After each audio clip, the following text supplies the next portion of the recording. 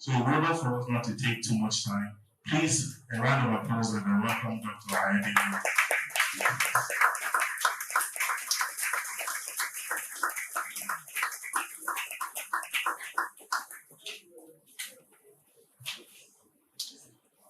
Okay, good afternoon, everyone. Sorry, I'm not dressed like a lawyer. I always tell people I'm not a lawyer. You Nigerians like to emphasize. Is he your brother, brother? Because our cousins are brothers, our neighbors from the village are sisters. So when they say brother, brother, like is he your mom's son? Are you from same mom? Okay, so I'm not a lawyer. I'm a lawyer. I'm not a lawyer. Okay, so a few words. I mean, you said a bit about me, so I think a few of you might have seen my books, or a few of you might have read my articles while doing research. I think I was writing about 300 articles on energy law, from electricity to oil and gas, and all in between that. I'm a commercial lawyer first, and then I have interest in energy law. So I won't say I'm an oil and gas or energy lawyer. I'm a commercial lawyer. Maybe expertise, expertise in oil and gas and electricity, and I do mining too. So I'm able to give you some thoughts. Some of what I'll say will probably not be here, but this will generally serve as a guide to what we will be doing. Oh, I like to do something, but I think I forgot for this purpose. There's this quiz I like to do, but I don't think I'm ready for it. Maybe that'll be done tomorrow. But unfortunately, I wish I did. And I usually give out money for whoever wins, but I don't know. Just been in the middle of all sorts. Next slide.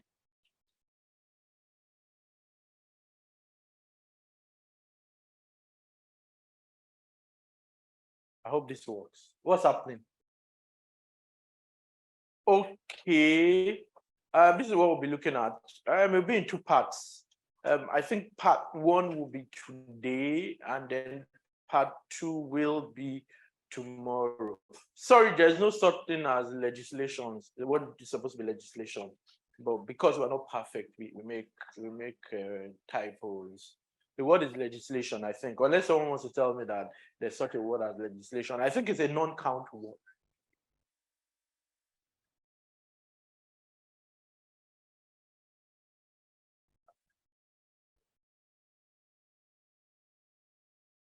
Oh, okay, that's fine. I'll just do today's, which is better.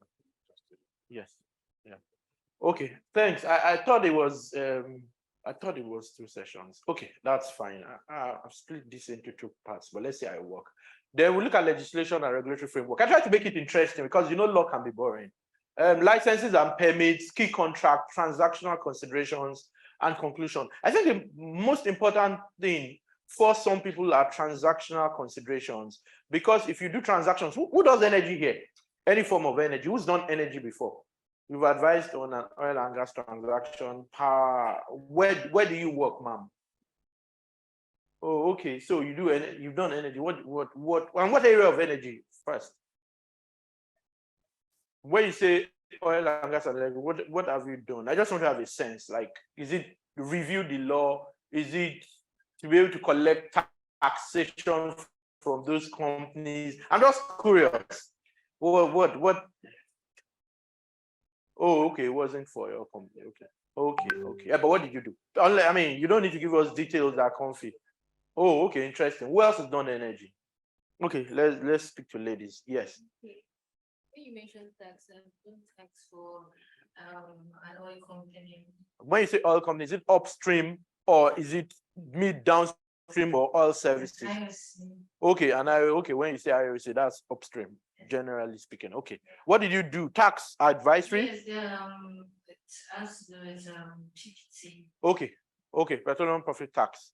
Okay, some of that has changed now with the PIA. You now have hydrocarbons tax different from CIT. Everyone pays CIT now.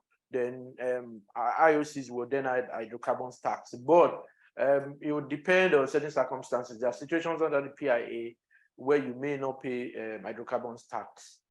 So it's interesting. It seems to reduce overall taxation by like 30% headline. Because under the Petroleum Act, Petroleum Profit Tax Act, you do have 85% and 67.57 or something for your first 5 years or until you recover your production expenses. But that's wealth is done. Yeah, what have you done? Do you have a microphone there? I guess you can speak into that, or it doesn't work. Okay, what have you done in? They do energy financing, advice on petroleum and oil and gas. Where do you work? Oh, okay, yeah, okay. And you advise Lagos State on the money they were borrowing, Shay, on the bond. I think I saw pictures there. We all put those things sort of marketing. Since the RPC says we can market, would be creative about it, right? I saw it everywhere yesterday. GLIS and my previous you said Jackson Ati, Abi? Or did you say GLIS? Oh, okay. Sorry, I was in my head. I thought I heard Jackson Ati. Oh yeah, GLIS. You guys do a lot. We're working on a few. Are you on OML 8688? The NNPC is selling. Okay. I was the one that disagreed with you on a number of issues. Sure, you saw my name on that markup. Okay. Yeah, but I mean, you guys do excellent work, so it's no doubt about that. Who else does oil and gas? Has done any oil and gas, power, mining, maybe? Maybe people online, yes. Our online audience, who's done anything oil and gas? How do they speak? How do we get to hear from them? And you might find it interesting after now. So talking about international arbitration. There was an arbitration where I saw the invoice of the guys representing one of the parties. I saw it by chance. It was $1 million. So there's money in law. People think lawyers are poor, but I think if you do law at the highest level, you'll be rich. And you even may be wealthy beyond being rich. If you're at the highest level, whatever law you do, finance, if you're at the highest level, you'll be wealthy. Arbitration at the I'm sure she's wealthy. Oh, no, I know she's wealthy. I know her family is wealthy. I know her family. I know her husband. I know of our husband, and I know he's wealthy. So, yeah, I know for certain, and I know what he has, and I'm not going to tell you because you all know him. But let's leave it at that. Maybe if you do enough Google, you'll find out. But he's wealthy. So there's wealth in law. That's one of the things I'll let you know. There's serious wealth in law if you do it right. If you make it law as a business, not as charity. There's money. Oh, the alpha beta people are here. There's so much money in law. Don't come knocking on my door. Me, I don't make so much money. Some people make so much money. Okay, so let's go to people online. Do they want to speak? Does anybody do oil and gas? Gives me a sense of where to start from, where we're headed, and what issues to emphasize. I think transactional issues, you find them interesting and useful, like your due diligence before you do anything. I would ask this. It's not a trick question, that's what they call it. When people come for interviews in my office, one of the things I ask them, I paint this scenario. The company is making a lot of money from a particular asset. Maybe they have a power plant, like you saw Todela and Elumelu's war over. It was about the power plant, right? So imagine a power plant is making a lot of money, and you want to, and your client comes to meet you because it's energy. Your client, that's why I'm using a power plant. Your client comes to meet you that, oh, I heard that company is very rich. I want to buy the company, the shares of the company, all of the shares of the company. I don't mind paying a premium, 700%, whatever it is. But you now conduct one of the first few things you do when someone comes to meet you like that. What do you do as a lawyer? Due diligence. Yeah, due diligence. People don't just jump into transaction. We've started, so to speak. You do your due diligence. If someone tells you something, what would you be looking at? You'll be looking at do they have debts? Who are the right owners? What contracts do they have?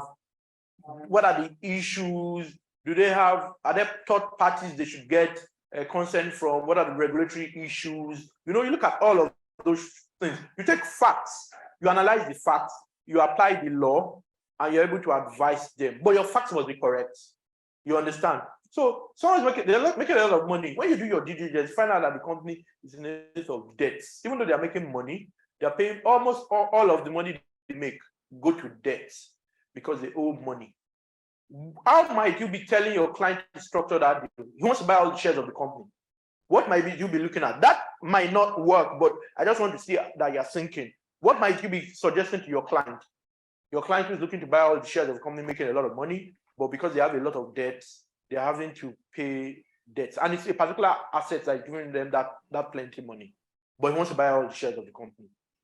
How might you tell him to structure it? And that's one thing we have to learn. See, I always tell people that being a good energy lawyer is not just knowing Petroleum Act and knowing PPTA, which was the case before, or PIA now, and knowing the Electric Power Sector Reform Act and all the regulations. You must be able to analyze, you must be able to think outside of the box.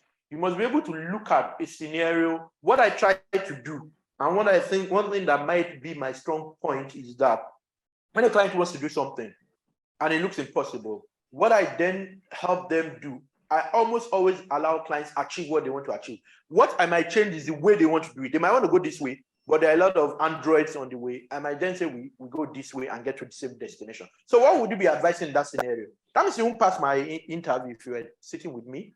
So a company is making a lot of money from a particular asset, a power plant. Your client wants to buy all the shares of that company that owns the power plant. You now realize that that company has a lot of debts to the extent that if you buy all the shares, for the next 10 years, you're only paying debts, no profit. What might you be advising? It might not work, but you should at least avert your mind to it. What might you be advising the company? How might you be advising them to structure it? Speak now. If someone has an idea, raise your hands and I'll give you the mic. Because I want you to be practical, you understand, not just theory. I want you to be able to do transactions and understand what you should be doing apart from knowing what the law is. I don't know anything energy law. Yeah, it doesn't matter, but it's commercial. What I'm thinking about is that since he's buying all the shares, which means he's paying big money to the company. So he said that the money is paid. Of course, to go to offset debt, obviously there's a lot of debt on ground. But removing liability from himself as to the remaining debts for the company, such that until the remaining debt is fully paid by them, however else they intend to pay it, the contract is not fully. Okay, you can make it a CP to the transaction closing. Yeah, it makes sense. Yeah, it makes sense. Condition precedent to the transaction closing. Or it can be a CS. Yeah, but yeah, it makes sense. But I'm looking for a particular thing. Makes sense, to be honest. Makes sense. So you're thinking. I'm looking for a particular thing. It's very simple. You're not just thinking about it. Okay. Correct. That's where I'm going. Do an asset, consider an asset transaction instead of shares. Remember when you buy shares, you're buying indirectly all of the debts of the problem, liabilities, they've not paid staff for 2 years, they owe money. And remember under even the newcomer, old and newcomer, when a company is winding up or having certain issues, staff is one of the priority payments, right? Pensions and all of those are part of the priority payments. I think that hasn't changed under the newcomer. You understand? So rather than buy all the liabilities and problems indirectly, we can consider it an asset sale. However, even that might not work, but I just wanted you to at least think about it, because if they've created security over that asset, or they've created an all asset debenture, or if some form of charge that you can't really, but at least think about it, and then your due diligence will help you determine whether or not you should go about ahead with it. You get? So instead of shares, the client is happy, excited. Oh, I want to buy that company, all of the shares of that company. They're making a lot of money. First question is, yes, they're making this from reports, they're making a lot of money, but do you know whether that money is going to owner's pocket, shareholder's pocket as dividend, or if it's being used to go and pay debt somewhere? That's why you need to do your due diligence. How do you even know who to deal with? How many shares do you even know are available? See what happened, the Ayodele and Elumelu. You saw that he then bought more shares, more Transcorp shares, so that such a thing doesn't even happen again. So you need to do your due diligence. That's the first thing you have to do. Whether you're a commercial lawyer, I'm using an energy example because this is energy, or whether you're an energy lawyer doing a commercial transaction, it's not sufficient to know the law. The law is the foundation, but you must also be able to think on how to structure your transaction. See, a client, if I'm your client, I don't care about section something says something. No, I care about the solutions you provide to me, right? If otherwise, I won't come back to meet you. If you just say section something, I say, what is this stupid guy saying? I will want at the end of the day, yeah, you've done your analysis. That's why when I write opinions, and you can consider it, if it's going to be a long opinion, I have an executive summary. I'm sure you do that. We have an executive summary because that's all the MC wants, MD, CEO, chairman wants to see. 1 page or 2 pages. These are the issues. These are the proposed solutions. propose solutions, depending on whether it's one or more. You understand? That's what a CEO, the board of directors want to see. I'm going to read your 20-page analysis, but the general counsel can and do a summary. But you help the general counsel to do the summary, your executive summary. And the general counsel will always want to come and meet you, so if it then solves their problems. That's what clients want. That's why when you check who is legal 500, you know those things, chambers, directories, even for international, every year I get at least 2 or 3 transactions based on what those directories say, whether I'm on chambers and they say, oh, Ayodele does this or find solutions, whatever they say. Particularly Chinese, they're very open. They just send me a mail. Oh, we saw your ranking on chambers. There's like Chinese firms. I don't know if they don't beat about the bush. They just tell you why they're coming to meet you, so that you know you can't afford to even mess up. That they saw your ranking at something and then they want you to do a transaction. Like I advised on the Segilola gold mine, the Osun State one, around the financing. Anyway, structuring that. What's happening here? Sorry, what's happening here? Can't be me, or can it? Okay, so that's that. Sorry, next slide. Next slide. I'm not sure what's happening. Okay, go on. This part 1. Okay, so it depends on what you want to do, whether it's oil and gas, extractive industries, that mining primarily, or it's power. Now you'd have to understand it. And I said this to people. When you want to say you have expertise in an area of the law, you don't stop at knowing what section 1 to the last section of the PIA says, what section 1 to the last of the Mining Act 2007, I think, says.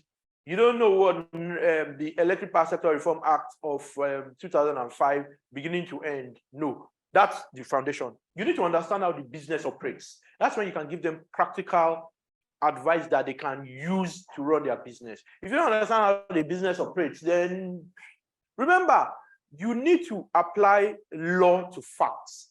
And facts are around all of this, how the business operates, what happens. If someone says, who knows what black start capability is? Black start capability or capacity, who knows it? Who knows the full meaning of SCADA? SCADA, do you have SCADA in the power sector? SCADA is something you could use to detect faults on a network. Part of the reasons we've had issues around grid collapse and all of that, when there are certain issues, they don't realize until it fails because they don't have a SCADA. SCADA is supervisory for the S, control for the C, and data is a supervisory control and data acquisition. SCADA, that's what it does. It's able to help you see what's happening on your network. They use it even in the oil and gas, so that when an equipment fails, they know where it's failed and why. Even before it gets to that point, maybe it starts turning yellow before it gets to red and stops. At the point it turns yellow and it will take maybe 2 or 3 hours, they can quickly go there and resolve it. So you must understand how your industry works if you are interested, because there's a lot of money, to be honest. There's a lot of money in all of these things at the highest level. So for oil and gas, there's exploration. There's money. There's money. Exploration means you believe there's a resource. You believe there's oil. You believe there's coal or whatever somewhere. Also because you found some around. There's oil in Lagos now, right? Around Badagry, right? There's oil in Lagos. I think it's OML 13 now or something. There's oil in Lagos. Folawiyo oil is the one who has that. There's oil in Lagos. Why? They found oil around. There's oil in Ondo State. So once you find oil, but you see, even in the north, I think they say there's oil, but I don't know whether it's commercial quantity yet. You understand? So what people then do is they call it seismology or seismic. They get seismic data and all of that to check, to confirm. At that point, what they are doing is exploration. If they now confirm, they now start producing it. After they've produced it, they will develop the field, of course, and produce. This is as much as hundreds of millions of dollars per oil well. So it's billions people spend. That's why all these oil companies, they spend a lot of money, for, especially if you now go deep offshore. So there's transportation. You guys hear crude oil theft. Do you see it on Twitter when Elumelu was saying that 80% of his crude is stolen between where it's produced to the export terminal? This is how it works. You produce oil in a field, but remember that most of that crude is exported. some of it now will be retained in the country, and Dangote would refine. But I understand that the NNPC will be selling 300,000 barrels to the refinery every day. You understand? So prior to this time, you produce, there were oil pipelines. So those pipelines, they broke now, those documentaries they did. So the oil piles, the crude oil will travel many kilometers to the export terminal, where ships will come and load and then take it internationally to go and sell the crude. So they were finding out that 20%, 30%, 40%, 50%. So I have a client, I won't mention their name, an oil company. They said they were losing like 70%, 60, 70% of their crude. What's happening? Are the village people here? What's happening though? Hello?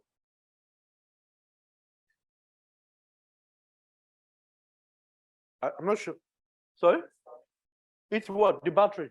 Oh, okay. So it's not the village people, it's technology failure. Okay. Can I get another one? Or can you hear me? But I'm not sure. I think they too can hear anyway. You can all hear me. Yeah, I'm a noisemaker, so I guess you'd be able to hear me regardless. Okay, so, and all of these have laws. For example, the Petroleum Act covers, Petroleum Industry Act, PIA, covers all of this, which is the fun part, even for gas. Prior to now, you know, the only mention of gas in the Petroleum Act was the definition of petroleum, if I'm not mistaken. There was no reference to gas, because gas at that time was not relevant to the world, but more so this part of the world, because there was no use for it. And the commercial reality was that the only person who really needed gas was NEPA, never expect power at all, which now became, please hold your candle now. You know, so PHCN, please hold your candle now.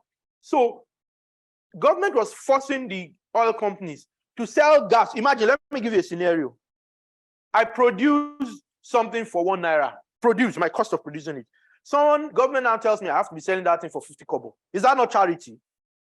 I produce it for 1 naira, it costs me 1 naira to make that thing each. Government now says you have to sell it for half the price.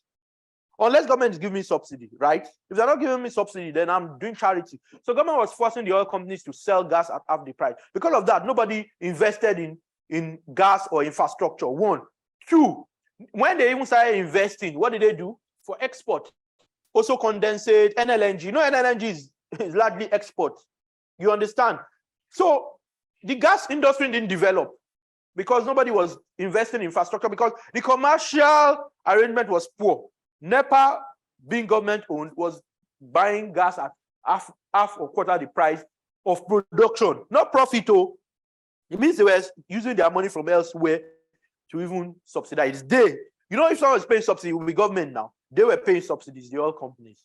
So it's interesting to know how that industry works. So you transport, and there are two means. There are two, broadly speaking, transportation modes. There's upstream transportation around the production area, and there's mid and downstream, where you have petroleum products that are transported in pipelines too. Because, you know, after you've refined your petroleum, crude oil, and it has become PMS, what we call petrol is actually, the actual technical name is premium motor spirit. Some people call it gasoline.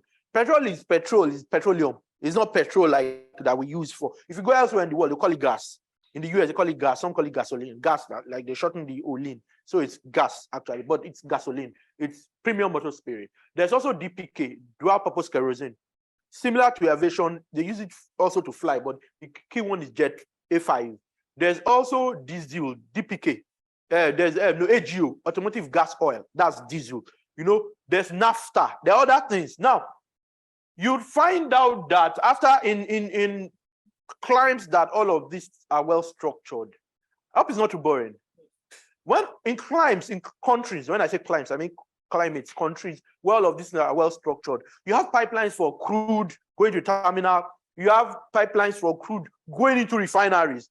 When they are refined, you now have pipelines taking the finished products to different, whether it's terminals, whether it's filling stations, whether it's, you understand, or whether it's tank farms. They have, but we don't have sufficient of those. In some cases, we don't have them because we've not developed infrastructure. That's why we're always queuing at the fuel pump. But with Dangote coming in, a few people will now begin to, it won't solve all our problems. So Don't think, oh, fuel is not going to be, oh gosh, thank God. What I'm buying for between 180 and 2 whatever, it's not going to be 50 naira. No, it's not even going to, if it won't even be less. It will be more when they remove subsidy, normally. Let's say when they remove subsidy, it would have been 800 naira. But because we are producing locally, it might be 680 or 620. You understand? But it's not that it's not going to be cheap. So don't expect. It's just that all things working well. You know, Nigeria, at times, the best solutions still differ. You will not understand why a solution that, without thinking about it, should work, does not work in Nigeria. So hopefully it works. We will never queue again at filling stations. You understand? So that's how the market works. That's how it should work, but it doesn't work as well as it should work in Nigeria because people are thieves. I'm not sure who works with NNPC here, but I'm not going to go into details so that the police is not waiting for me downstairs or DSS. But there's a lot of corruption. I'll leave it at that. There's a lot of corruption throughout the value chain because there's a lot of corruption. Things don't work well. Remember the gist around Dangote even wanting to set up in Ondo and Ogun State, and they said someone asked for 20%, even before it started, 70% of ownership, and you're not paying for it because we gave you land. How much is the value of the land? You understand? Compared to the value of and they brought it to Lagos. You understand? So because of corruption, we lose a lot of things. Even some clients tell me that they say they want to do business in Nigeria. A few months later, they say, oh, we're leaving. I'm like, wow, the corruption is crazy. Like people are asking us for stuff we can't even dream of giving them. Speak more less, so that destroys businesses. But this is the way it should work. You would also have the one for natural gas where people have gas. See the way we have, and that's been a problem in the country. We have base resources, but we don't refine. If you don't refine, you don't add value. I don't know if you heard the gist of Ghana saying they are no longer going to be exporting cocoa to Switzerland. They'll be using cocoa to make chocolate themselves. Because when you add value, it's more, you get more value back. So if you sell a quantity of crude for $1 billion, what sense does it make for you to now go and buy finished products from the same market for $1.3 billion? That means you are losing $300 million, although you are the one who provided the resources. Why don't you refine yourself and make that 1.3 billion rather than lose $300 million? You get? So that's been a challenge around all of this. And how to learn this, read books. So for example, there's something I analyzed in my book. And if you watch channels, was it 2 days ago? I was on channels in the morning. I was discussing the refinery. I don't know if any of you saw it. I was discussing the refinery issues around the financial analysis around it. It's good for you to be grounded, to be able to discuss finance, understand how it works, how balance of trade and balance of payment, because usually we're at a deficit most times on our balance of trade and balance of payment. I think last quarter, we were able to break even or something around, I think, the balance of payment. But you'd always have those issues if you're mostly exporting and not importing, because you net off. If you are deficit, that means your balance of trade and or payment is deficit. If you are positive, that means you have a good balance of trade or balance of payment. But that's by the way. So for natural gas too, you see that every now and then there's no cooking gas. Now, debate. People will say, cooking gas is made up of two things, propane and butane. In the colder regions, they mix them. In the colder region, you have more propane than butane. In countries like Nigeria, for cooking gas, it's more butane than propane because of weather issues. You understand? It's colder, so propane will work more for your cooking gas so that it doesn't fizzle out. But here, butane will work more. But before you get there, there's a resource that you refine, like NLNG. NLNG refines cooking gas, but they already have long-term contracts for most of it. It's only a little they live in Nigeria, and it's not sufficient. Like 30% of our needs. We have to import 70% with our huge crude and gas resources. We have to import cooking gas, LPG, because we don't refine. We don't have gas processing, sufficient gas processing, and it's historical. We don't have sufficient. So that's that about it. There's also mining. Mining is quite related, but it has its own regime. These are laws. They call them cadastral units. Who knows about mining, coal, and all of that? I've done quite a bit around coal. Sorry? Okay, I thought you were talking to me. Oh, it's boring. You want me to get off? Oh, okay. Okay, so it's not as boring. Okay, so for coal, for all of these other resources, you would have heard about what happened with, I think it was lithium. Lithium is the one for batteries, right? Yes. Where Elon Musk was speaking to them in Nigeria, and the minister said, "We're not going to sell lithium to you. If you want to do anything around processing your lithium to batteries, come and set up a factory here." You heard that gist, and it's true.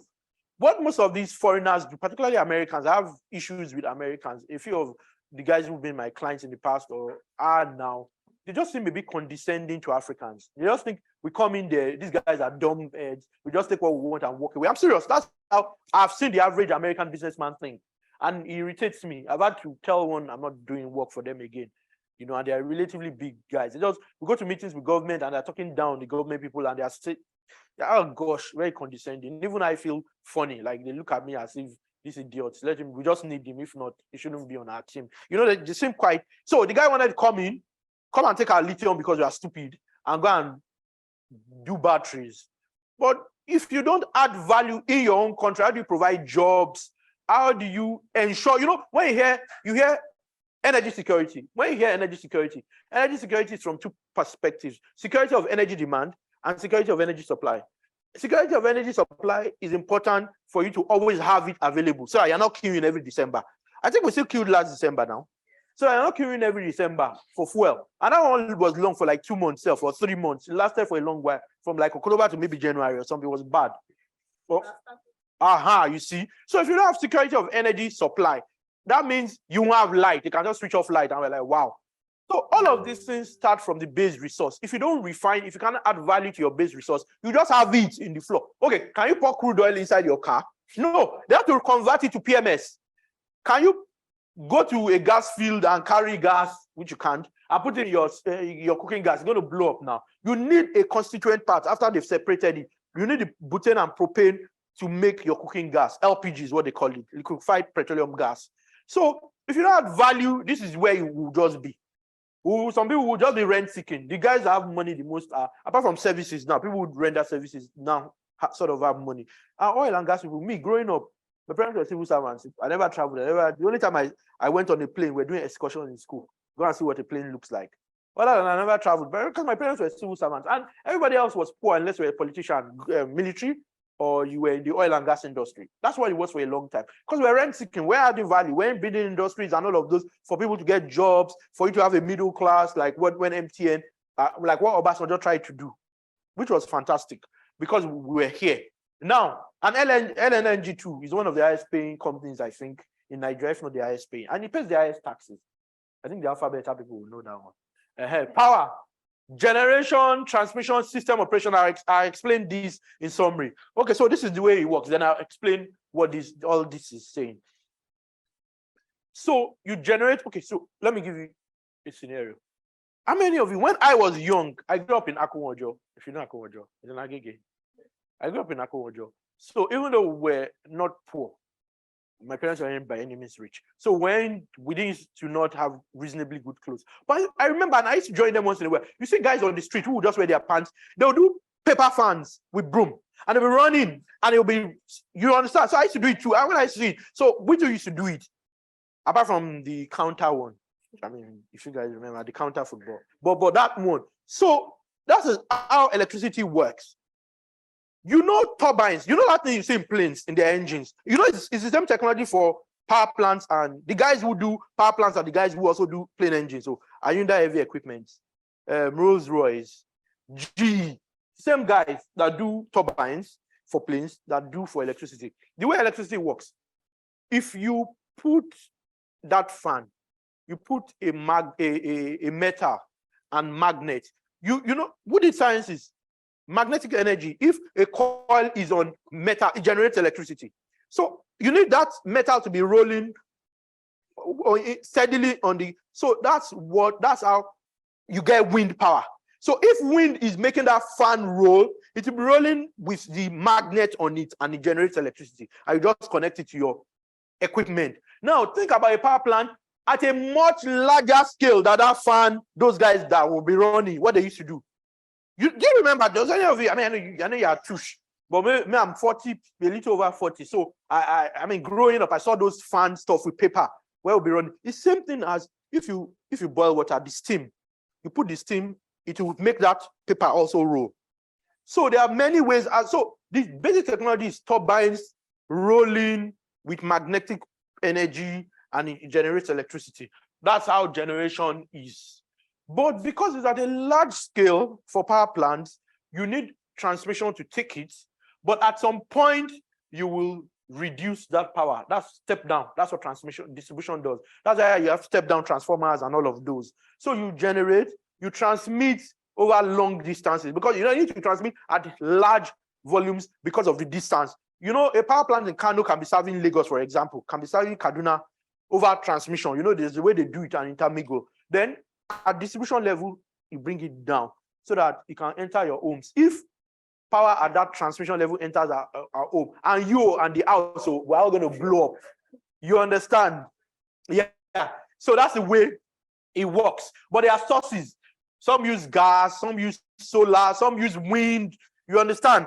So it's different things. As long as that turbine is moving, you can use different means to generate electricity. Those are basic turbine technology. If you check, go and check wind. You see, if you see windmills now, you see it is a wind pushing it. So that thing would have been connected. Magnet is still the same magnetic power, and it will be magnet over coil. That's why when your generator spoils, you don't hear the generator man say the coil is bad.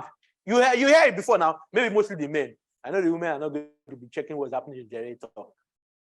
Like I remember when my wife and I started, no, not started dating. I started working in a law firm 10 plus. Some of you might know it if you're a lawyer. Oh, you're a lawyer now, she? Or am I mistaken? Yeah, you know 10 plus now.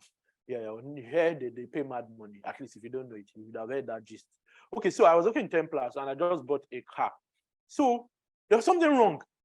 The thermostat or that thing that reads the thermometer that reads temperature had gone red. My wife was just driving the car. Then my girlfriend, we were going to marry maybe 6 months from there or 3 months or whatever. And maybe she said she wanted to go out and she wanted to use the car or something. And she was returning it. And I went to do something. I saw her on the road. I just flagged that. I was like, what's happening? They're okay, you want to go and drop it in my house. My parents, I was still living with my parents. I moved out maybe a month or two before my wedding. I didn't quickly leave the house. So I just peeped into the car. What are you doing? I just saw that it was on red. I was like, you're gonna damage this car. She didn't even know. I was just start and just be moving the car, not knowing that the car was almost burning. You understand? So I understand when women don't know. But the guys, I'm sure the generator man would have said, oh, the coil is bad. So that's it. Is that coil over magnetic energy that generates power. So there's trading. But trading means buying and selling. So there are people who buy electricity in bulk, like the bulk trader, embed, and then resells to distribution companies. I mean, I'm just giving you high-level stuff. We'll still talk transactional, but you need this high level to be able to understand what you do in your transactions. If you don't understand the high level, then you don't understand anything else. So they all interface within. I always say that stuff like energy, petroleum are regulated everywhere in the world. Now, what sort of regulation is the question? Do you want to be regulating the players? For example, you can't just tell people to be doing oil and gas the way they want, because environmental pollution. For example, I was saying it on channels, Dangote refinery, commercial refineries everywhere in the world, you're not supposed to live within 30 miles radius, which is 48 kilometers, I think, radius. But people don't know. People are buying land, and there's cancer. People are going to have cancer. For them, it's no. So you can live in Aja. I don't know. That should be up to 48 kilometers, if not more now. You can live in Aja. You can live in Lekki, or you can live because there'll be fumes just going. Yeah, research as well. People have done research. People have done written PhD thesis on cancer and all of that caused by people who live around commercial refineries. So it's not a selling point. Or if you're applying to buy, don't buy the land though. Well, but I mean, that cannot say my own. No, but it's true. It's not. Sorry? Somebody came to us one day and was advertising a land in that area. No. Some of us challenged him and asked him, why should people buy this land when they are going to die, basically? Yeah. So he really didn't want to know what to say, but he was just trying to say. But he won't probably agree with you. He doesn't even maybe know. It's not just to buy. Just the way my wife was driving the car, it's to move it to point A and B. He probably doesn't know all those other issues. That's the only challenge I have with the refinery. Health issues, whether the Lagos State Environmental Agency and federal would actually do their jobs. Because, and I said something on TV, when you are doing business at a particular level, you need political capital. we just spoke, this lack of energy security. We can't be sure we will have. You need to know people. You need to be able to influence. Set up in the US to lobby. There are companies set up to just lobby. So it's not illegal. You can make 1 billion maybe without really knowing people. But at a particular level, if you make one policy against Dangote from being the richest man in Africa, I can go to number 100. Just one policy. For example, they say no private person can own refineries anymore. So government is going to nationalize the refinery. So he has to always, and he won't run as a politician, but he always be any government in power. If you guys remember when Jonathan, earlier in the day, himself and the other AGIP, I call them any government in power, were with Jonathan, immediately announced the result. As we were announcing the result, you saw them with Buhari. You guys don't remember? Do you remember when Dangote put out an advertorial that I can never contest against you, Buhari? You're the best thing after bread. And because there were rumors that I was going to contest. I don't know if you guys saw that. I saw it's not that they told me. I saw the advert. The whole, I can never contest against the president. He's the best. Of course, let them contest. Remember they were saying Otadala will contest as governor of Lagos State. The guy doesn't want to go poor now. Yes, people like that don't really contest. Donald Trump, America, maybe better. Their own society is a bit different anyway, But most billionaires, oh my God, most billionaires won't. Rather, they want to influence policies to favor them and all of that at a particular level. See what happened to that cab guy that now got killed by his PA in his luxury flat in Manhattan or so. Yeah, I think it was in Nigeria. He left after they said, imagine that he had the right political, was in the right political whatever. They probably wouldn't have done that. He probably wouldn't have gone back to the US. He probably won't be there today. I don't know. I think, but you never know. Sorry, I don't know. Technology failure, lack of energy security, whatever it is you call it.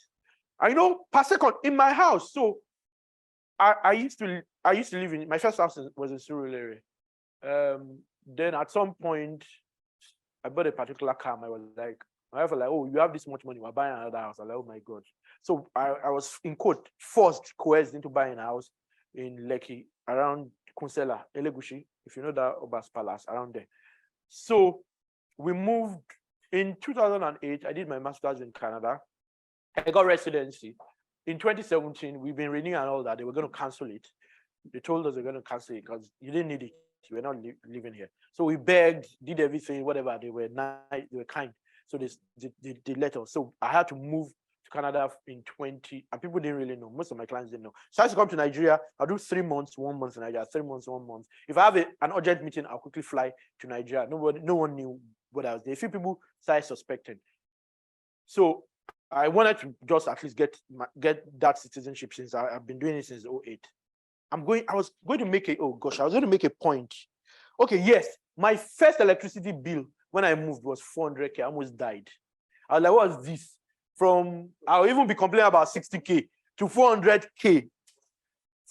For the month, my first month when I moved so when we now moved back, when we got our citizenship after like 3.5 years, we moved back. Immediately we applied. We just moved back to Nigeria because we didn't plan to live abroad. It's not fun. At a particular level in Nigeria, living abroad doesn't make sense. It won't make sense to you. Don't worry. You would understand. When you go, you see that it's just water, food, maybe cleaner hair, good roads. It's basic. If you want to live a life beyond the basic, living abroad is not. I have no issues with people trying to get a second citizenship because I did it. But I did it because I started the journey like since 2008, and it didn't make sense after 10 years losing it. So that's part of the reason I resigned in BNI. I used to be in Bangu. I was in Bangu for 6 years. I was team leader for energy. That's why I resigned. Part of the reasons I resigned, because I just thought it was very important to me at that time. I thought, get the second citizenship since you were already on the way. So we moved back last year. Once immediately we qualified. We didn't wait to even get our passport. Because you apply, you can stay or you can go. We went and they will invite you for a test. You do the test, and they will invite you for your swearing. Then we went for the swearing like March, April. I got the passport. But we now moved to Nigeria. I first got a short letter. That one was mad. It was like, whether it was 5 million a month, they called it short letter. I begged everything. The guy gave us a discount. No, we now moved to our new place late last year. After you'll be buying credit, you have to buy a minimum. But by the second week, it had finished. And maybe the first one I bought was 140. I was like, yeah, Morogo. Then I had to buy another. At the end of the month, I spent 400K. I was like, no, this is not sustainable. So electricity is not really that cheap, but it can be cheaper when it's public. You know, it's economics of scale. Do you know what it means? The more people using it, the cheaper it is. The fewer people using it. Sorry? Oh, okay. I thought you had something for me. Yeah. So the fewer people using it, the more expensive. That's why you see small estates in Oniru. They are not able to succeed with. They always abandon it at the end of the day. Everybody has their generators. So you need a larger number of people for you to be able to make sense. That's why when people say, oh, let's have a lot of mini grids in Lagos, that's why I don't really support that. Oh, each state should have its own. States can't afford it. It's going to be crazily expensive at the end of the day. And if there's no coordinated planning and data-based decisions, it would not be haphazard. This one will be doing this one. No integration. What you're supposed to have is a planned national, a national plan.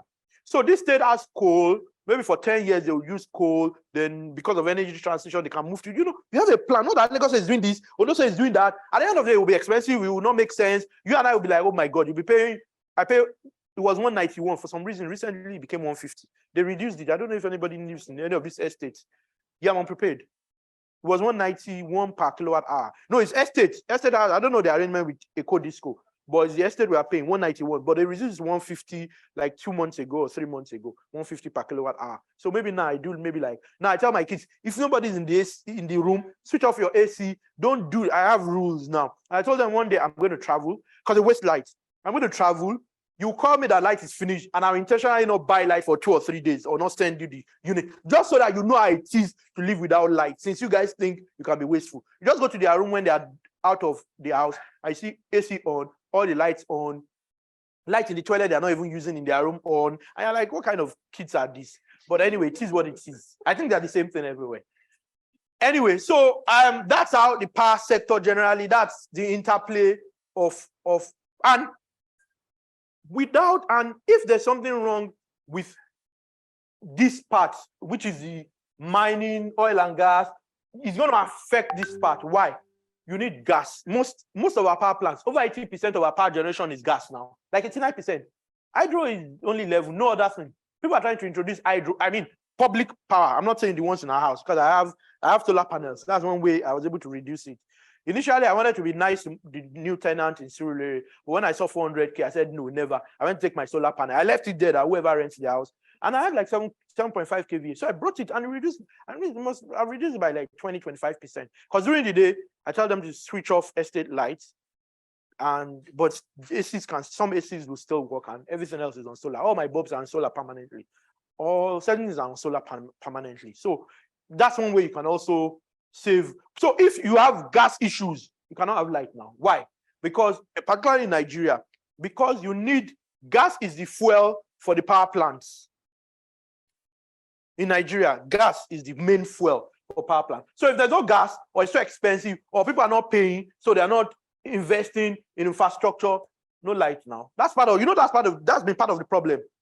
Because the guys will say, the distribution companies are not getting enough money. This is how the value chain works. The distribution companies collect money from you and I, from industries. They pay everybody else in the value chain, including generation companies. Generation companies pay the gas companies. Without gas, generation companies can't generate and give power to discos, whether they give it through embed or directly or whatever.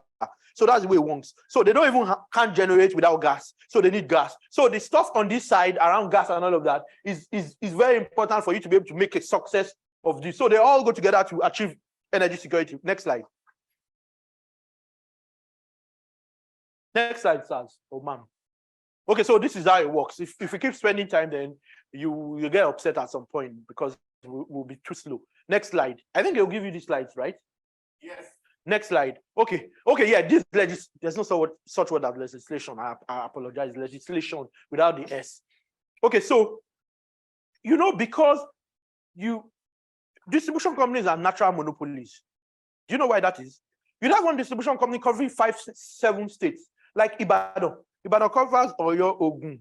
Part of Lagos, so that Ojo, after Ojodu, you understand?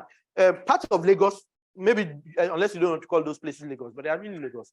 It covers a bit part of Lagos, Oyo, Ogun, Oshun.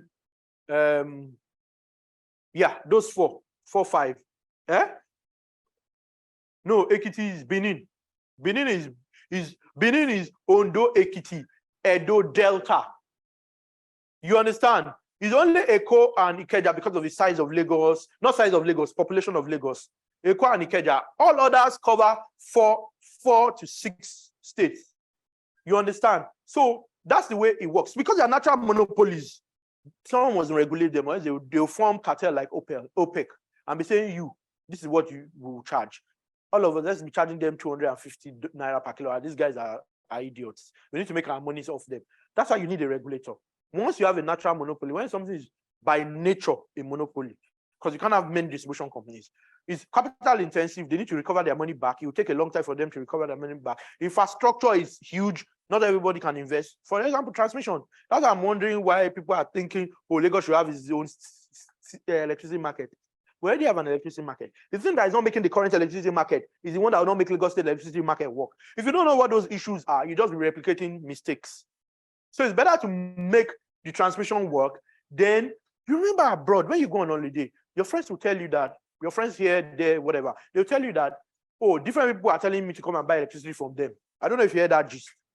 The difference is that, unlike in Nigeria, where you have a distribution company, all it does is to distribute, to send power to you. Abroad, distribution networks are like roads where anybody can pass. So those guys are coming to meet you to come and buy, that my own is cheaper, customer service will be nicer. I don't know if you've had that experience. Maybe when you want to do your masters, someone come and meet you. Oh, you currently use these guys, they charge you this, we will charge you this, we'll give you 10% discount for 1 year. Same area, but 2 different people. It means that the distribution network is like a road. Anybody can pass. Certain people are allowed to pass through it, more than one. That's how it is abroad. So their distribution networks the way we have, but they allow third-party access so that those marketers can come and pass power through it. They can have arrangements and pass power through it instead of just having one distribution company servicing Surulere. So you can have 2 guys for Surulere, 2 guys for Ikeja under a distribution network, but the distribution network has to be good so that they can be the ones in charge. It's similar to the sub-franchising that NEC wants to be doing. You understand? So if we can get to that level in Nigeria, I think that's more important than what they want to do about everybody having their markets, because it's the same problems we will have. So this is it. It's a bit complex. There's a Minister of Power. You know, the ministry is for policy. Now, regulation is different for policy, but policy affects the regulations you make. Next slide. You can look at all of this so that we don't waste time. Now, what are the primary pieces of legislation? Of course, everybody will say the Constitution. Now, we'll discuss that constitutional issue. Maybe if you can note it as a question, I don't want to go too much into it so that we don't waste time, so that we can finish. We can ask it, we can discuss it during the question time. What are the laws, rules, and codes now? I think, personally, that the power sector is over-regulated. That's my personal view. I think that people should be, in an industry that is struggling, people should be allowed to get away with a lot of things. Not everything, maybe not health safety issues, health safety and environment, but otherwise, I think we should be allowed to do any commercial arrangement they want, as long as it works for the guy who is going to buy. Because otherwise, there are too many regulations, procurement guidelines. I can have a procurement guideline in a country that doesn't have power. I thought you would have a procurement guideline in a country where there are so many people selling that thing, and you're like, oh, gosh, we have a glut. You know, a glut means excess. We have a glut, so we have to. There's procurement guidelines. If you want to build any power plant, I think exceeding 10 megawatts, there's a procurement guidelines. You have to bid, and I'm like, the country doesn't have power. So I have issues. If I the commissioner for rates regulation and whatever, market rates or something, I can't remember what they call it. The full, I will take out many of these regulations. So there are market rules. If you want to, aside for those connected to the grid, there are rules. You sign a market participation agreement and all of that. There are rules that guide what you do. You have to read this yourself, or else you won't live here today. You know, this is a 1-year course. If you want to do, so it's not a 2-hour course. It's not possible. So I'll just run through. Tariff regulatory method is MITO. MITO is multi for M. It's not even, it's MYTO. I apologize. It's multi-year tariff order, MITO. NERC codes. So you have different codes, grid code, metering code. Codes are like rules of some sort. The way you do certain things, the way you go about it. So you have codes for distribution, for grid, for metering, for connection. You have NEC business rules, operating fees rules. Just assume, let me tell you a trick, or a secret to doing power. Anything you want to do in the power sector, start from an assumption that there's a rule that regulates it. So work from the answer to question, or as it said. If you're not sure, ask couple people you know do it a lot. They'll tell you, oh yeah, there's a rule. There's almost always a rule for everything you want to do in the power sector, which for me, I think is bizarre, but it is what it is. There's also the not Nigerian content, or whether they call it national content in the power sector too. Next slide. Next slide, ma'am. Okay, so this is the value chain, and I said it before. Is it touch screen? It's not. I wish we could. Okay, maybe it's for guys so that we can see it. It's gas supply or supplier. You generate, you transmit. We've said this before. Next slide. Why is it not changing here? Okay, so the major, I wouldn't necessarily call them regulatory authorities, but you have NERC.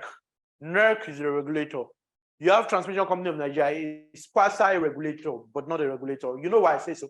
Remember there was a time they were saying TCM was disconnecting certain discos that were owing. You remember? You might have heard the gist. That they said they went and it wasn't the way the press report. Oh, darkness going to happen in Nigeria. Oh, the country goes into darkness again. I don't know. You guys must have seen those interesting. Last month, was it early this month or 2 weeks ago? Yeah, like 2 weeks ago. Abi, like 2 weeks ago. Because there is something they call a connection agreement. If you are connected to the grid as a distribution company, as a generation company, to be able to receive power or give power, generation, transmission, the distribution you take from transmission, there's an amount to pay for connection, and there's an amount to pay like every month. And it's a lot of money, it's billions. A lot of these guys are barely making money, distribution companies, so they were not paying now. So the transmission company said, we're going to disconnect it because there are agreements and rules around your payment and all of that. There's also the bulk trader. Or rather, they are not called regulatory authorities, entities or something. So there's a bulk trader. A bulk trader, you know who a trader is now? And you know someone who trades in bulk. And I'll tell you this quick story around the bulk trader. When government was going to privatize, they privatized substantially the sector. I worked on 10 of those transactions when I was in BNI. When they were going to privatize, nobody was going to buy any of the generation companies because if they generate, sell to distribution company, and distribution company cannot collect money, how would they pay generation? You get, the distribution company that pays everybody else, they collect from you, me, you, everybody. Then they pay generation companies, they pay transmission company a fee. Everybody on the value chain, they are the ones that pay. If they don't collect their money because you bribe one of their staff, your bill is supposed to be 100K. I say, oh boy, take 10K now, make it 20K. The company has already lost. So imagine in multiples of millions. So they were losing money. So nobody was going to buy generation because if distribution cannot collect money to pay generation, why should I do generation business? That's why government now set up these guys, bulk trader. Because the bulk trader was supposed to get a partial risk guarantee. Who said that PRG, partial risk guarantee? Who said that term before? Oh, it's getting outdated because many of us are much younger. I worked on a lot of those things during the privatization. So the PRG, go and do your research on PRG. Check PRG for embed. Google PRG, partial risk guarantee for embed. It was supposed to protect embed to be able to pay generation companies overall. That's the summary. Next slide. Yeah, so what's a power purchase agreement? It's an agreement to buy or to sell. So we're going to documentation, transactional stuff. When you want to buy power, especially if you're a big company, you want to buy power, you enter into a power purchase agreement. Now, the power purchase agreement is for you to buy and the seller to sell. And broadly speaking, there are two types of terms and conditions in a power purchase agreement. Price terms that are money related and non-price terms. Price terms will be tariffs. And when you are doing PPAs, one thing you have to bear in mind is that you must have, it's always important for you to have, broadly speaking, two types of tariffs. Capacity payment and energy payment. Capacity payment is you are sure the person will pay you a minimum amount every. Remember that you'd have borrowed money from the bank. And if energy payment is the person pays for the power they use. If you don't use it, you don't pay for it. But capacity payment is that every month there's an amount they pay, whether or not they use the power. because that's what guarantees that you'll be able to pay back your loan, because you must get a particular amount every month. That's the basis for most banks to calculate how much they're going to lend you, what your capacity charge is, because that's what is guaranteed. The energy charge is not guaranteed. If you go on holiday for 2 weeks, what you pay in a month should be half, right? Because you've gone on holiday for 2 weeks. So imagine that everybody in an area goes on holiday 2 weeks. Everybody in Banana Island goes on holiday in July and August. The power company there is in trouble if they don't have a minimum capacity payment, which guarantees that every month, even if it's maybe your total bill is Banana Island, maybe 400, 500 a month, capacity should be maybe like 50K or 100K. So you are sure every month you're getting 50K from everybody. You can pay the $1 billion you borrowed. You can pay it every month because you have a payment schedule. You understand? After your moratorium is over, if any, you'd have a repayment schedule rather. So that's what your capacity and energy payment should be for. Capacity in particular. Energy is, you would have factored your gas price and all of that. Remember that gas is a part of what you need to produce your electricity. So you need to add that into your tariff. Tariff is price you pay for electricity you buy. Then you also have other terms like, you'd have terms like liquidated damages. If the person says, okay, so for example, you want to be manufacturing something and you want to start in May, and you get someone to come and build a power plant for you or generate electricity, and the person already in May, and you already signed contracts with people to manufacture that thing for them in bulk, you're going to be paying liquidated damages under your own contract. So you should ensure that the guys who are building the power plant, under your contract with them, if they don't deliver in May, there's delay liquidated damages. You've heard that before, DLDs, delay liquidated damages. There's also performance liquidated damages. If they say they're going to build you a power plant that can power the whole of Ikeja, by the time they finish, you can only power half of Ikeja. The performance liquidated damages, because it's not meeting that performance, there'll be huge money because you have losses based on that. So you have liquidated damages in your PPA. Also in your PPA, you would have at times you have minimum dispatch.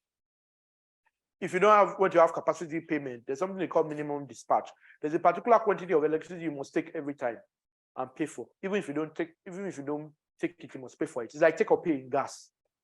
TOP, take or pay in gas. You understand? So if you Google terms in a power purchase agreement, because you need to do more research yourself. Please, next slide. There might be other things. Yes, so tariff, how long a PPA will last is also important, because you know when you do your analysis, you do your model, your base model.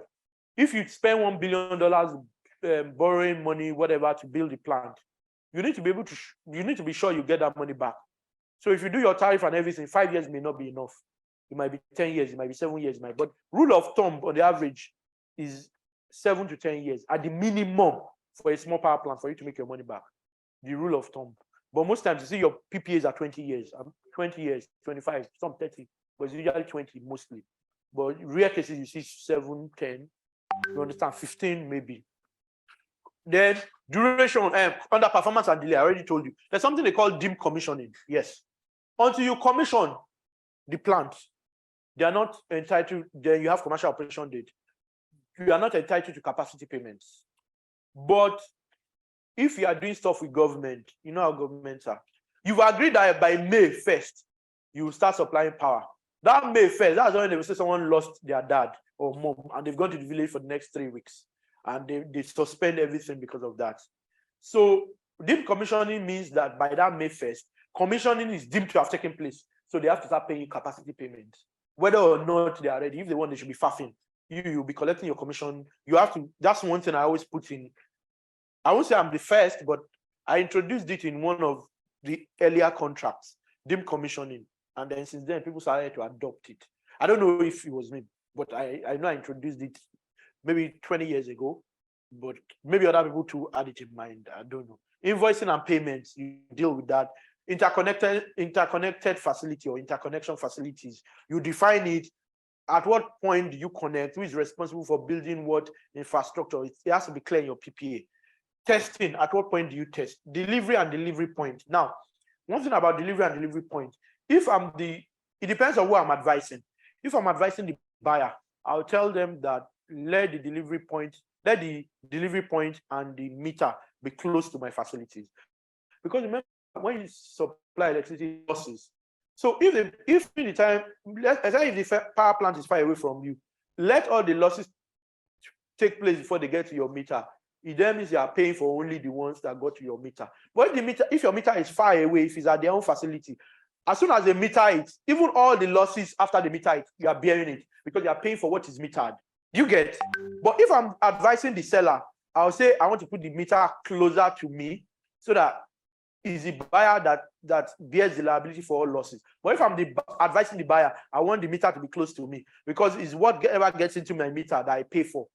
You get as energy charge. So you have to think it through as your advice. Termination and termination payments. Imagine you sign a 20-year PPA. After 5 years, power is now fantastic in Nigeria. And your own tariff is maybe 250 naira per kilowatt hour. But normal tariff in Nigeria is now 95 or 105. The person can say, I'm not doing it again, they can do. But there's something they call termination payment. They'll pay you for terminating the contract, and there's a way they calculate it. So it's something you need to also think about. Force majeure, change of control, all of those are also commercial terms generally. Outside of PPAs, you find them elsewhere. Next slide. Risk allocation. Okay, so these are transactional issues generally, and I've said some of those. The rule of thumb is that you allocate risk to the person who is best able to deal with that risk. For example, political risk will be government if you are doing stuff with government. Market risk will be the guy who is sorry. No, say. Yes, it's the seller that will bear that, So there's certain risk that you will bear. Construction risk, the construction company, EPC contractor, is the one that is constructing. He should go and take insurance if he likes. You understand? So you take a risk based on who is the person who is best able to deal with this risk. Now, for risk calculation, what can the parties foresee? What risk can they foresee? Who can bear the risk? Who can ultimately most benefit or suffer when the risk occurs? So those are the things that help you determine. Next slide. What are the environmental issues? Remember, we already spoke, whether it's gas, power, refinery, the environmental issues you need to take into consideration. Now, who's heard about the equator principle? You know the equator principle. Okay, can you tell us? Equator principle. The equator principles are about 10 or 12 principles developed to guide environmental and social assessments, and they put into consideration how construction or development of facility will affect the environment, community, and all that. Yes, correct. Yeah, very correct. And the guys who put it in consideration most are financiers. They will not give you loans if you don't meet those principles. And I think Fidelity Bank is an equator. I think Diamond Bank is an equator principal bank. I'm not sure which other banks are equator principal banks in Nigeria. UBA is an equator principal bank. So if you're going to get banks that get, banks, bigger banks lend to smaller banks. All them World Bank Group, some guys in the World Bank Group lend to Nigerian banks. So before they lend to you, they'll ask you and they'll tell you that whoever you're going to lend this money must meet equator principles and some other things. So you can do further research on the equator principles. Now the world is going ESG. Who knows ESG? Yes. So the world is going ESG, separate from CSR and all of that, but that's closely related. You see in some documents now, even Nigerian documents, I see ESG issues, how they deal with ESG and all of that. Local content too. There are local content regulations in the power industry. Insurance. Who bears insurance? Next slide. You bear insurance for your own facilities. Let them bear their own facilities. This is one thing I always discuss whenever I do presentations such as this, because this is start point for any transaction you want to do. Due diligence. Because you must first determine what the issues are with that deal, if any. And remember, my former boss used to say to me, Ken Ojua was my immediate boss when I was in BNI. He said to us that due diligence is not just a litany of problems. I saw this issue. No, you must propose solutions. They've not paid taxes. Make it a CP. You see this problem, ask for reps and warranties. You see this issue, let's put the money in escrow until they resolve it. Escrow shows that we have the money. Once and there'll be an escrow agreement that specifies the rules and circumstances under which either party will take the money. If they don't fulfill their obligations, the money comes back to me. If they fulfill, the money goes to them. So you have to, when you are doing your due diligence report, you have to provide options. You don't just say, oh, we saw this, we did, yeah, okay. So after that, many things you will even see. Someone who is not a lawyer can even see them. It's now your analysis as a lawyer that makes the distinction between you, who is a lawyer, and someone else who is a carpenter. So after you've done your due diligence, you then write your report. You understand? You check land. You can have a checklist. And many of these big firms have pretty much standardized checklists depending on what transaction they are doing. If it's a share-related deal, you have to know who the shareholders is. You have to go to CAC and check. Do they have debentures? Do they have charges? You have to register charges, registrable charges. You register them. You go to CAC and check all of those things.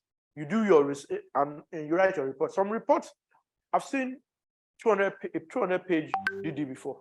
I've written 100+ DD before. I think at the time when, and I can say it's not a big because Sarah has done it. When Sarah was buying OML, was it OML 18? When Sarah was buying OML, Sarah Energy now. When I was in BNI, they're BNI clients, they were buying OML 18 and advised on it. I think our DD was 100 and something pages, DD report at that time. So I've done maybe 100 DD, maybe 250 DDs in my life, maybe more. You understand? So I've seen all sorts. You see all sorts. Provision, you have to provision. Another thing you have to deal with is liability, contingent and legacy. Who can tell me the difference between a contingent and a legacy liability? Who knows? Contingent and legacy liabilities. What's the difference? And then I'll tell you a story. Yes, usually, where do you normally see contingent liability? No. There's something that if you see it, you know that this contingent liability without even thinking about it. When they are in court. When they are in court over an issue. For example, when they were doing the UBA transaction, when Standard Trust Bank, Elumilus Bank, if you guys, I don't know who is old enough, but you remember it was Elumilus Bank that bought UBA. It was Elumilus Standard Trust Bank, not Standard Chartered Bank, Standard Trust Bank or something that bought it. At that time, I didn't join BNI, but I heard the gist and they told me. Someone they did litigation. Afe Babala was in court over 1 billion naira or something. They had one in High Court, they had one in Court of Appeal. How do you think Afe Babala? At every time there's a leading litigation lawyer. Before it was Afe, now is this Ondo State man.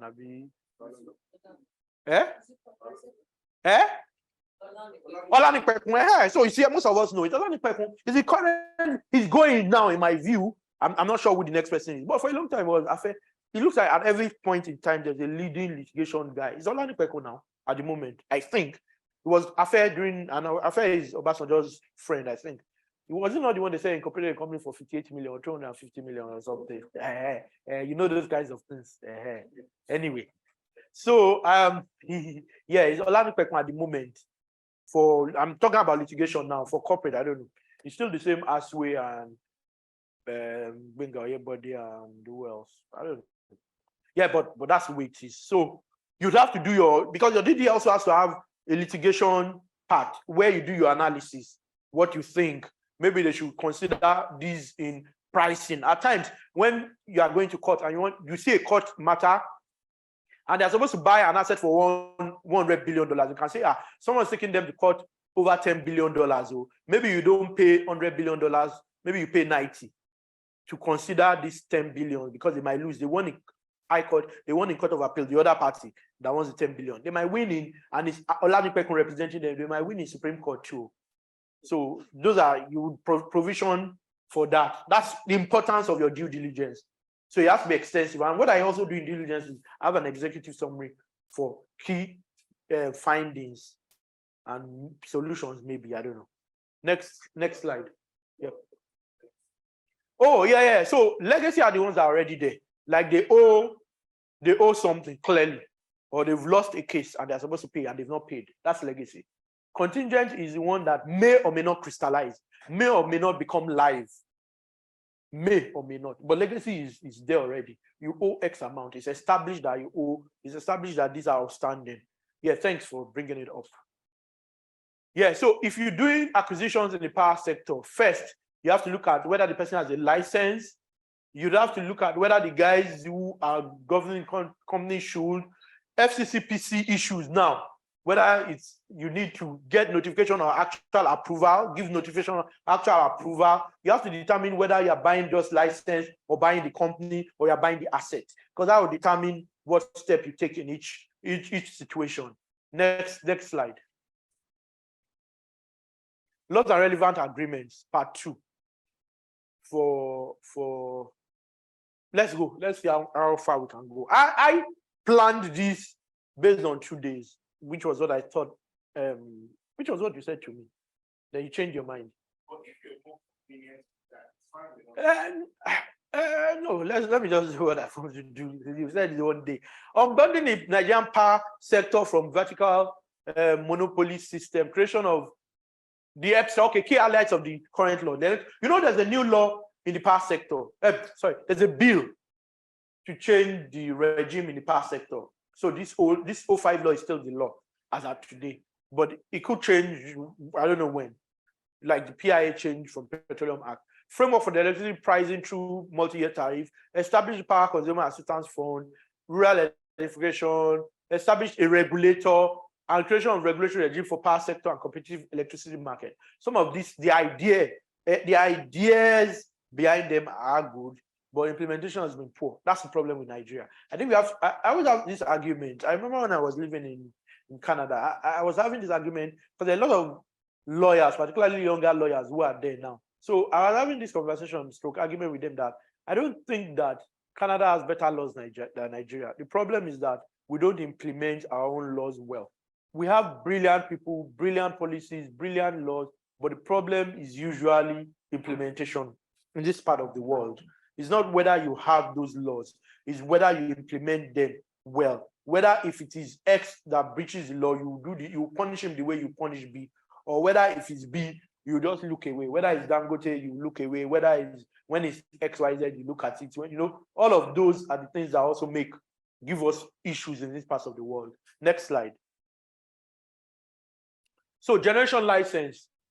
We allow for generation license. There are different types. There's on-grid, there's embedded, there's off-grid. Can't learn all in 2 hours actually. So just next slide. Whatever I think is very important, then I might emphasize. You have the transmission license, because even the transmission company has a license. Everybody has. MBET has a license. Everybody has. They renewed it. It's going to expire again, whether later this year or next year. They renewed it for 3 years. It was 5 years initially. They weren't supposed to renew it. They renewed 3. Now I hear they might renew it again for maybe 1 or 2 years. I'm not sure. System operation license, distribution license, trading license. Everybody has a license. Next slide. Captive permits, mini grid permits, registration for smaller mini grids of 100 kilowatt. Next slide.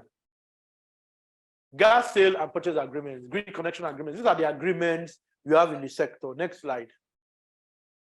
Meter supply sale agreement. So for supply of meters and all of that, you have those agreements. Next slide. Long-term service agreements, because you're going to, if you build a facility, let's try a complicated facility, like Dangote Refining will have LTSs. They call them LTSs, long-term service agreements, particularly by the OEMs. OEMs are original equipment manufacturers, the guys who actually manufactured the thing they used in building the plant, because they have to have long-term service agreements, because they are the ones that understand that when they just built that gigantic edifice or nonsense, whatever you want to call it. They're the ones that understand what they put together.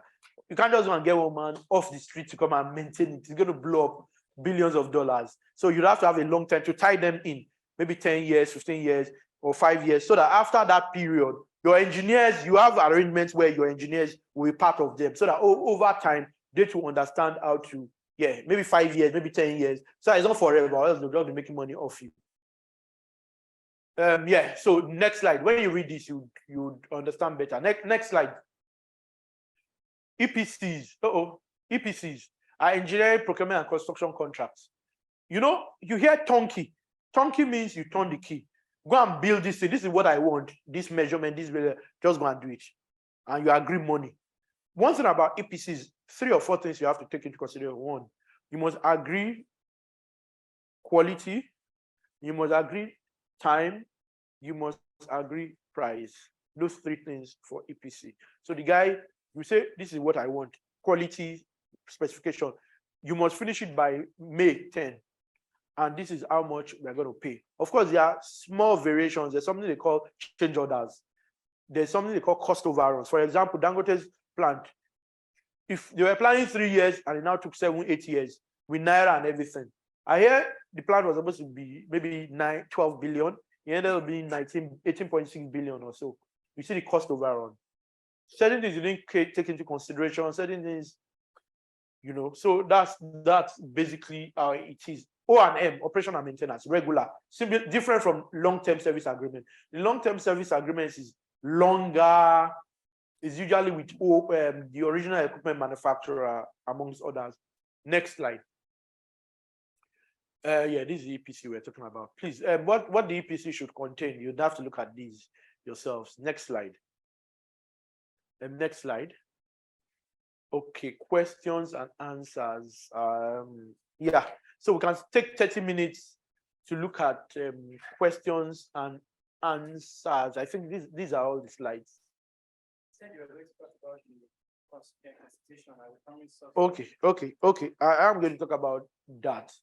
And I'll say a few things that are also oil and gas related power, just so I can do a mix. Because many of these things apply to both EPCs, whether you're building a power project or you're building a gas plant, the same EPC, O&M, all of those. So they cut across the energy sector. Okay. Oh, this is energy. Hey, I knew there was maybe oil and gas separate. Please move on. Let's see. Then we'll ask all the questions. Is this? Oh, this is oil and gas value chain. Oh gosh, I thought this was going to be tomorrow, but I don't know. I was going to do part 1 oil and gas, part 1 power. Okay, we've spoken to many of these anyway. Next slide. So there's a Petroleum Act. This used to be the case, but we no longer have the Petroleum Profit Tax Act. It's not just the Petroleum Act, and it has tax provisions. I think it's chapter 4. This is 3 or 4 that has fiscal. Unlike what we had a Petroleum Act separate from the Petroleum Profit Tax Act. You have EIA and all of that. Next slide. This is the legal regulatory. There's the local content law and their regulations. Extractive Industries, Minerals and Mining Act 2007, like I mentioned earlier. Next slide. Okay, what are the objectives of, is it the PIA? This showing different things. Okay, so I can't see what's here. Objectives of something, I don't know. So I guess it must be the PIA. Promote transparency in governance, accountability in administration of the petroleum resources in Nigeria. Establish a framework for creation of a commercially oriented and profit-driven national petroleum company. Remember, it doesn't privatize. People always say, oh, the PIA privatizes NNPC. It doesn't. It does convert it to a commercial entity under KAMA. Different from what you currently had that was a corporation. But the idea is to ultimately privatize. But at the moment, it's not privatized. It's just cooptized, if you want to say so. Deepen local content practice in Nigerian oil and gas. Foster business conducive for petroleum operations. Next slide. Okay, so if you look at sections 4 and 29, first, part of what it does is that it creates two regulators. Before we had DPR, Department of Petroleum Resources. Now we have the Nigeria Upstream Petroleum Regulatory Commission and the Midstream and Downstream Petroleum Regulatory Authority. So commission authority is mid and downstream. So anything upstream is commission, in short. Anything mid, and for example, issues relating to the terminal. I think very recently the president says it should be the commission, and it's even in the law. Actually, I can't remember what section it was. Clearly, that when there is anything relating to ports and there's a dispute as to which it should be the commission. The president only enforcing what the law says.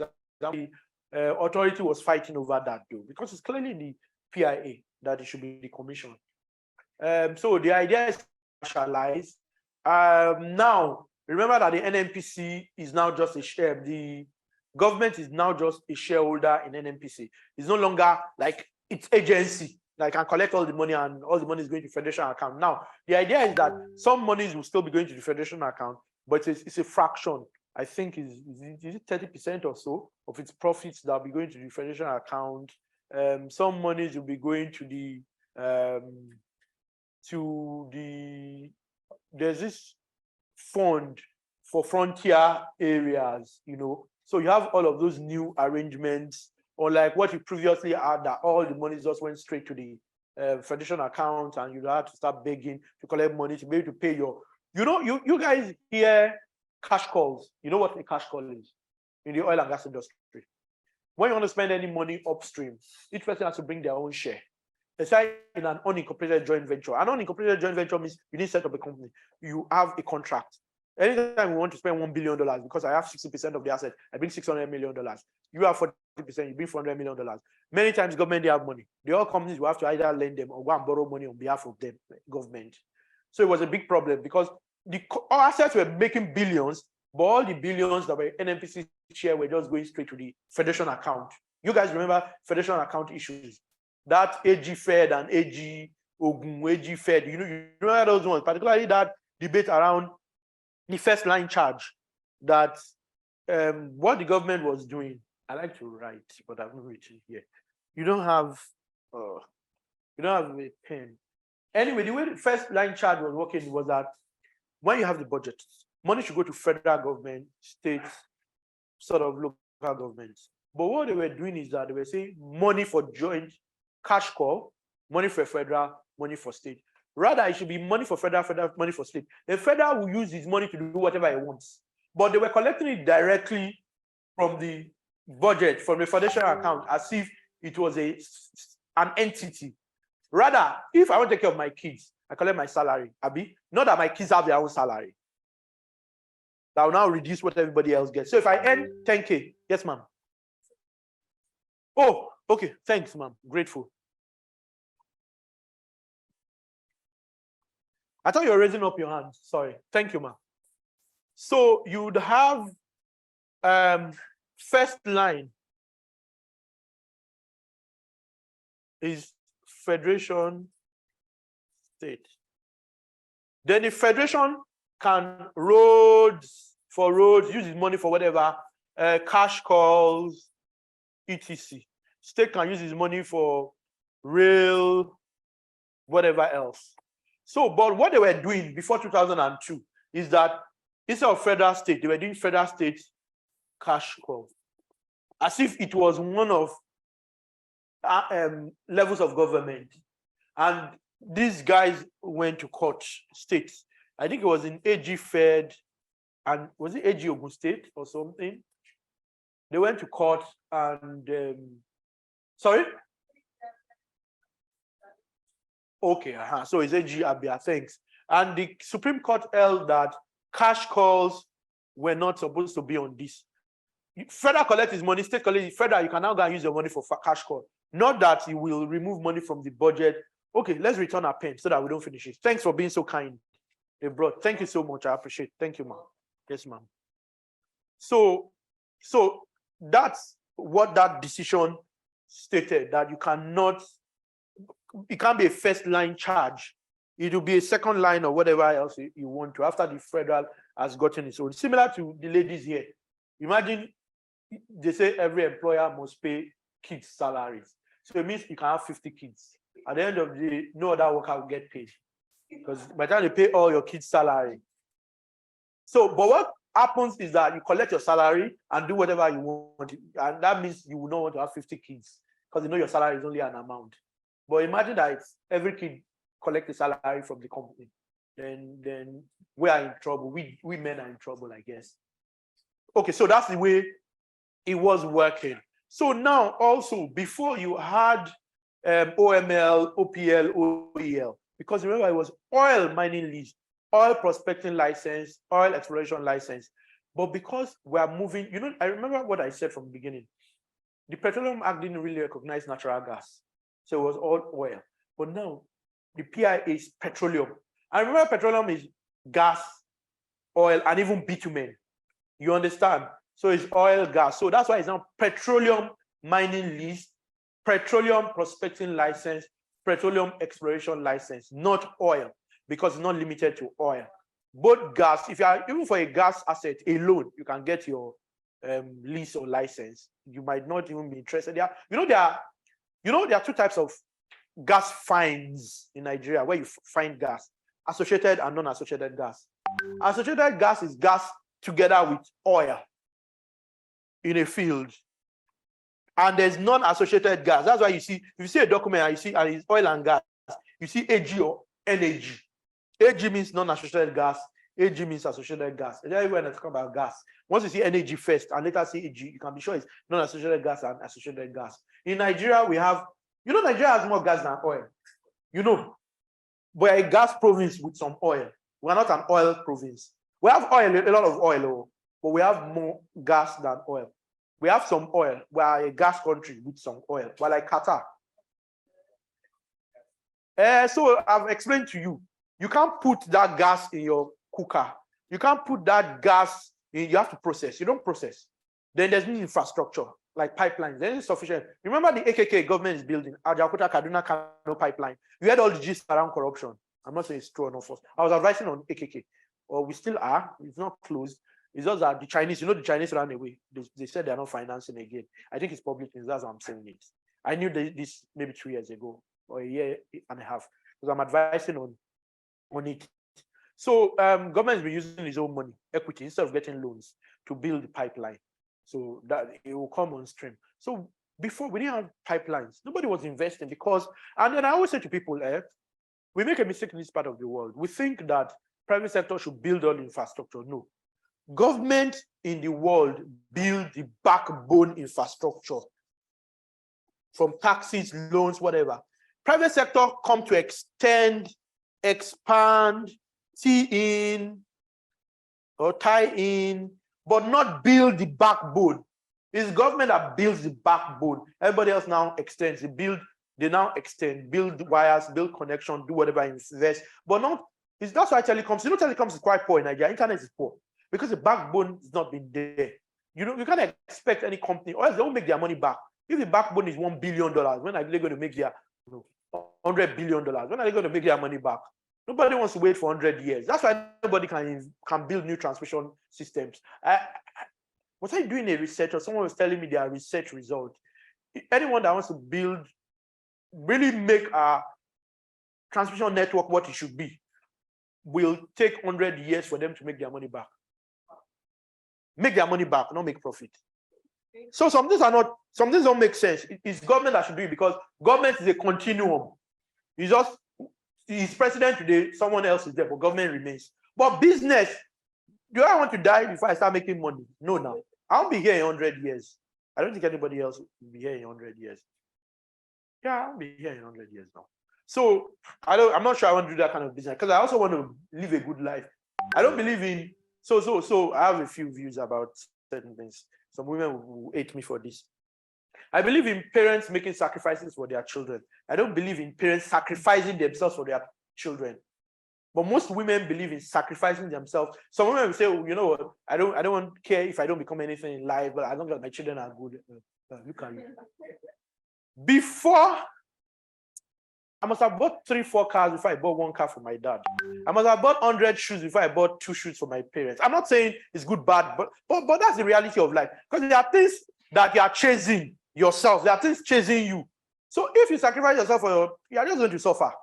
Because when you are done, and now baby, now unfortunate that your son married a wife who is they call themselves alpha female now, and doesn't like you. You're in trouble. You won't go to his house because when the guy is buying the house, she's going to contribute 50% of the money or 45% or 30%, and they will write the title of the document, Mr. and Mrs. James and Janet. She will write Mr. and Mrs. Paper, James and Janet Paper. Oh, yeah, come to the house. She will tell you that the house belongs to both of them, not your son. In fact, if you're not careful, she will collect the house from the son. She'll be there. You know alpha female now. I heard that for the first time on my birthday. My wife and some ladies, some of my colleagues came from the office and they talk about alpha female. Oh, she is alpha female. You're alpha female. Oh, no, I heard it before, so you're not alpha female. They're alpha female now. That's what they call themselves, alpha female. You know, so I don't believe in women. I don't believe in anybody. I think women should be the best they can be. I don't think anyone should sacrifice herself for our kids. I don't think so. It's not worth it. It's not worth it. But I mean, you can do that if you want, but I don't think it's worth it because That's when you will have an entitlement. And if you don't get what you want, you just be miserable. You think because, oh, I killed myself to send this guy to the best school. I won't even sell my house for my child. I'm not sure I will. If it's one house I have, no. If he can't go to Harvard because of that, let him go to somewhere else. Yeah, you will still become if you make the most of your life, you still become as successful. That's my view. But I mean, I don't know. I won't relocate abroad and be washing plates when I can become a partner in a big law firm here, and then the partners that earn. Okay, so I won't tell you what firm. My friend's wife was a PA to one of the partners in one of the big firms. 10 years ago, he was earning $25,000 a month. That was his salary. Like, I don't want to tell you how many years so that you don't start doing your analysis. Yeah. But give or take, maybe 10, 12, 8, that period. She was PA, so she knew his salary. She was PA, that proper PA that used to do personal. So I don't know what we were discussing one day. Me, then his boyfriend, then our boyfriend. Now they're married. They've been married for like 10 years, whatever. Was saying that the $25,000. So why would I leave that? I'm gonna be washing plates in US, Canada, London. London is even worse. And say, oh, because I want my children to get the best in life. F my children.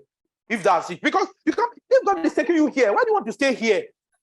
No, I'm telling you. Okay, so let's do the math. Your children were born, they are 0. She's shaking her head. She must really, you hate me, Che. So you can't stand me. Oh, you don't understand me. Oh, no, but it's true. Let me tell you. So you are 30, you are 28, 27, 25, you give birth. God is taking you to where Mrs. Ali is. She's wealthy. God is taking you to where Mrs. Ali is. You get there at 45, 50. You now say, oh, no, I'm going to jettison that and go and live in the UK and be washing plates and be doing menial or because it's easier to make it here at a particular level when you're than to go and start life again. See, and I know a lot of younger lawyers have moved to Canada. They're not working in the kind of law firms they work here. Go and check your friends. They won't tell, many of you, they won't tell you the truth. They won't tell you the truth because you'll be looking down on them. But because I've lived in those clients, I've lived in the UK before on secondment. ILFA, who knows ILFA here? International Lawyers for Africa. Yeah, I was second or third set. Second, I think. Second or third. No, third. I got the second. I got my master's same time, so I went for master's. Then I applied again. I got the third set. I was there for 3-4 months. They extended and all of that. And I saw people were leaving. Forget it. It's not all that glitters is not gold. But I'll leave it at that. But it's true. It's good to go as a second citizenship. Oh, I did it. But the truth is, I don't think anyone should. If you see that God is taking you this far, you now say because I want my children to become citizens or whatever, I'll stay here. Your children. When you are 28, they are 0. When you are like 50, before they become so, you want to suffer for 25 years, of which they might not even do much for you, self. Be playing, Jay. That's what they say now. They have their own life, yes. Otherwise, you don't have an entitlement. Do the best you can do for them, but you are not Jesus Christ. Don't sacrifice your life. I make sacrifice for my children. My kids go to Corona, my son goes to Chrisland. My school fees every term is 3-something million. That's I pay 1 million plus every month effectively as school fees. That school fees for the 3 of them is 3-something million. Check. Maybe it's not a lot, but that's still a lot for me. 3-something million every 3 months. That's 1-something million every month. That's a sacrifice. Because I can use that money to go and buy, instead of using an E-class, I can go and buy a Range Rover autobiography now. Yes. Yeah. I'll save. Yeah. Anyway, so those are sacrifices, but I'm not going to go and live in London and be washing plates because I want them to go to Cambridge. Yeah. Because I did it. When I was doing my master's, I did it. How do you know? They write C, chief dishwasher, CDW. They write manager. You know that the person is managing dishwashing. They know how to point LA. They will point you late. You think it's something beautiful. You see manager on the person's crest. But you see manager CD something, you'll be chief dishwasher or dishwashing, whatever. Sorry, I'm not trying to downplay it, but it's the reality I've seen because I've lived in those places. Anyway, next slide. So there's a domestic, before now, there was what they call the domestic gas supply obligation. Now for crude, there's now a crude reserve obligation under the PIA. So that everybody who produces crude, you have a quantity you have to reserve for domestic refining. That's part of the gains Dangote will get. So selling, you'd have to reserve a particular quantity. And under the PIA, unlike what you had in Petroleum Act, the NNPC is the supplier of last resort for PMS, for petrol. You see that NNPC is going to be Dangote 300,000 barrels per day. Part of that reason is all of that because NNPC is now a supplier of last resort, specifically for petrol, like PMS for our cars. Because those are things, the ways we can totally eliminate those queues you see almost every December. That's one way we can eliminate it. If there's a supply of last resort, and because they are providing that quantity, he has to then refine and maybe sell that quantity locally. And whatever else he wants to do with the remainder, he can export. You know, so risk allocation, are we going back or moving forward? Okay, this is now oil and gas.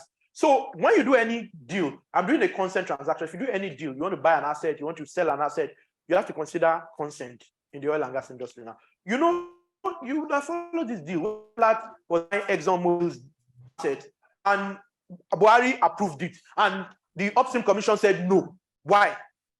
The Minister of Petroleum, unlike before, was very powerful. It's no longer that powerful. Because for the Minister of Petroleum to approve something, the Commission must first approve it.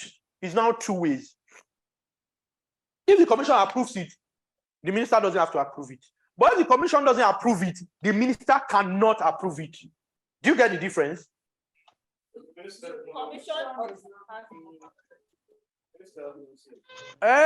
Minister say, because the Minister can say no when Commission says yes. But the Minister can say yes when Commission says no. That's what happened in ExxonMobil and Seplat. Do you remember that? Do you remember that Buhari said yes as Minister of Petroleum? And the Commission said he couldn't have said yes because we had said no. Do you remember? And the deal is in limbo. I mean, you know that Seplat has not announced that it's now theirs. Because if you look at the Petroleum Act well, it can be a bit funny when you read it, but if you sit down to analyze it, unless someone has a different view, if the Commission says no, the Minister can say yes. But if the Commission says yes, the Minister can say no, but the Minister is unlikely to say no. That's how they've now drafted it, so that, oh, people online, you have a different view? You think I'm saying nonsense? Please, let's hear your views. Can you let us hear some views?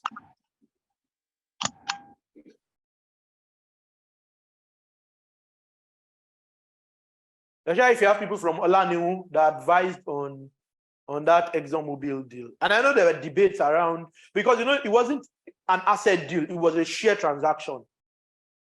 But I understand that there was a decision in Lek Oil versus whether Folawiyo or something, one of these companies, where they extended it. Apart from the Monopulo case, who knows the Monopulo case? That when you're buying controlling shares of a company, so there's jurisprudence around. So I think the way the guys who have advised them, which I think is Olaniwu, is they structure this as a share deal, because there's a also part of the challenge was the preemption right of NNPC. You know, under your joint operating agreement. Okay, so in the oil and gas industry, because it's very expensive, it's capital intensive. I told you you'll be spending hundreds of millions, if not billions, just exploration and maybe developing your fields. So people usually don't do it alone. That's why you hear the NNPC, Shell, ExxonMobil joint venture, the Shell, NNPC, whatever joint venture, because you don't want to. You might spend $100 million and find only water. Oh, is what they call it. So you want to share your risk. So that's why you usually have joint ventures. But in the oil and gas industry, most of those joint ventures, they don't incorporate a special purpose vehicle. They do it as an unincorporated joint venture, so that it's contracts that will bind you. And that contract is called a JOA, a joint operating agreement. You operate the assets jointly, but one person will be the operator representing the rest of you. But you have a joint monitoring, you have supervisory parties that would have all the parties, you know, they can spend money up to a particular amount, but beyond that limit, they need to get approvals, you know, all those things. So in your JOA, I was trying to say something. What was I trying to link about when I said JOA? Oh, yeah. In the JOA, if you want to sell, the GOA relates to participating interest. It doesn't relate to shareholding. So if you want to sell your participating interest, you have to first offer it to the other joint venture partners according to their percentage of their participating interest. You can't just sell it to outsiders. What did Exxon now try to do? They tried to do it as a share. So they sold the company that had that participating interest. They didn't sell the participating interest. They sold the shares of that company. You know it's different. So it's not participating interest under the GOA, and they didn't go and get consent. They didn't ask the other guys to waive their preemption rights. And NNPC said they wanted to buy it. So there were two issues from regulator and from NNPC. NNPC wanted to exercise its right of first refusal, its preemptive rights. You understand? Because under the GOA, if you want to sell participating interest, but they said, we're not selling participating interest, we're selling the shares in the company that owns the participating interest. But the question will be, what is the mischief? Or what's the rules of interpretation? Ultimately, what are you doing? Ultimately, that's what you're doing. But you smart lawyers, I don't know if you were online them that told them to structure it that way. I don't know if you guys are here before they skin me alive. But I don't know what happened, but I know Olani were liars for Seplat. I don't know who advised ExxonMobil. So maybe 10 plus, I think it was 10 plus. So it was structured that way. But the truth is that trade and commerce and always move ahead of law, but law always catches up. And part of why you have the PIA, some things around shareholding, if you see consent, if you want to get consent, assignment, I think it was now a subsection, I think it's section 95.3. Now says when you are even selling shares, is deemed to still be assignment as we defined assignment in 93.1 up, so that you don't get deluded that we are doing share deals. So the PIA has now tried to cover those loopholes the Petroleum Act had.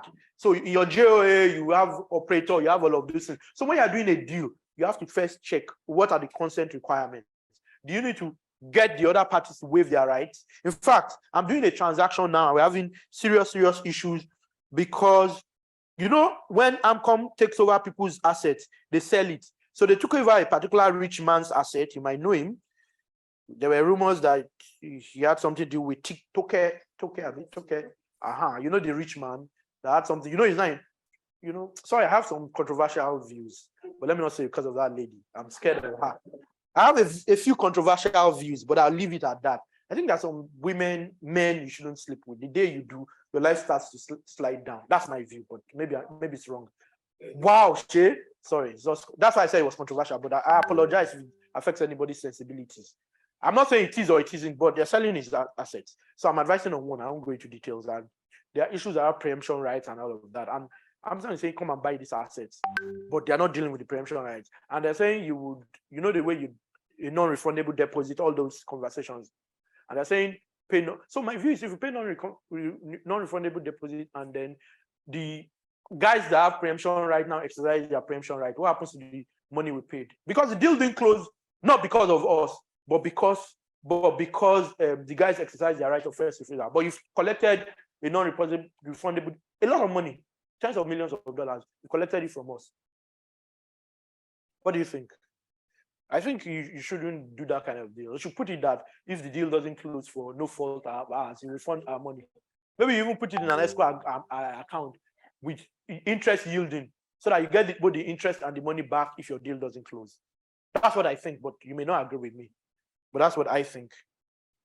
So it's the industry is very, but there's plenty of money in it, I assure you. There's plenty of money. At the highest level, there's a lot of money in energy at the highest level. Almost everything in the world. Even if you sell fish, I am one of the top fish sellers, you'll be rich.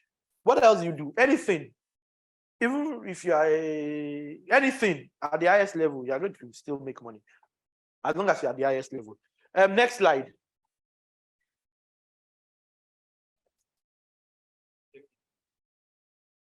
No, but even for the highest level, there can be a band. How do you get to that? This is not an inspirational tell a monkey to fight a lion kind of thing. It's just that you put some of those to make it a bit interesting. Or else we're just saying, some people you just see people walking out. I want to go and ease myself, but they've bailed. I want to go and drink water, but the person just bails. Now find out that there are only two people left. Now you do your due diligence, similar to oil and gas, similar to power actually. Now ESG is getting more important, and I explained to you. Usually you have take or pay clauses in oil and gas, particularly gas contracts, because remember, when you want to do a project, you go to the bank. Energy projects are expensive. You can borrow so much. Imagine you've borrowed $150 billion, and the person is supposed to be paying you $10 million every month under your gas, but they have an issue and they're not taking gas. You're in trouble. You're screwed. So what you have to do is, that's why in most infrastructure type projects, particularly energy, you have what is called TOP, take or pay. So that whether or not the person takes the power, there's an amount, takes the thing, the gas, whatever, there's an amount they pay you every month, every quarter, whatever, because that allows you to be able to run your business and be able to pay whatever loans you may have taken. Do you get? Sorry? Oh, I thought you said you don't agree. Okay, no problem. Thanks. Okay, so ESG, I've spoken about due diligence, whether it's power, it's oil and gas, due diligence is very critical because that's what helps your client know whether they should go ahead or not. I don't tell clients to go ahead or not to go ahead. I just show them the issues, the problems, what likely solutions are, is their decision. Because if you tell them to go ahead and things go bad, you're in trouble. If you tell them not to do it and they now had someone else did it and made money, you're in trouble. So it's better to not tell them yes or no. Tell them the issues and the possible solutions, if any. And if you like, tell them that you think this solution is 100% foolproof, or you think even at that, there might still be other issues. I usually say that, but because you just want to be, because some deals, they'll ask for your indemnity insurance. So you've not done deals where they ask you for indemnity insurance. So that if you give them professional indemnity, whatever they call that thing. Yeah, and I know capital markets, you have to renew it every year for capital market deals. They will ask, and some will say, oh, you must have one of $100 million because the value of your advice is $100 million. So if you screw up, they go get the $100 million from your insurance or whatever. Next slide.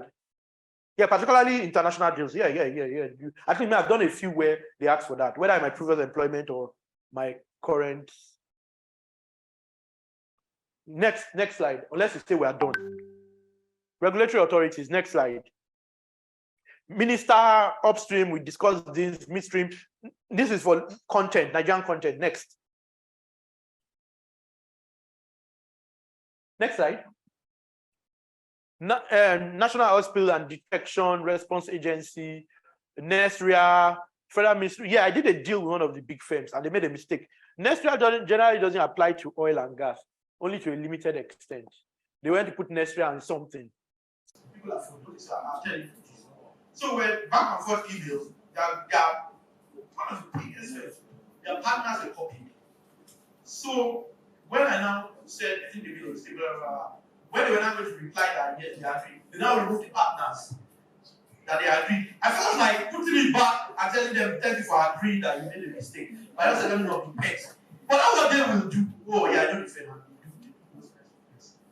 Yeah, they did it. You know, also you know that's how they removed it when they found that they made a mistake and they acknowledged that they were wrong. They removed their partners that they copy. Not only that, even myself. I'm an only chicken. I'll have to be back. Go ahead, next slide. Yes, sir. Next year. Oh, Nigerian content, yes. Oh, yeah, they are relevant. And I'll tell you why. Okay, go on.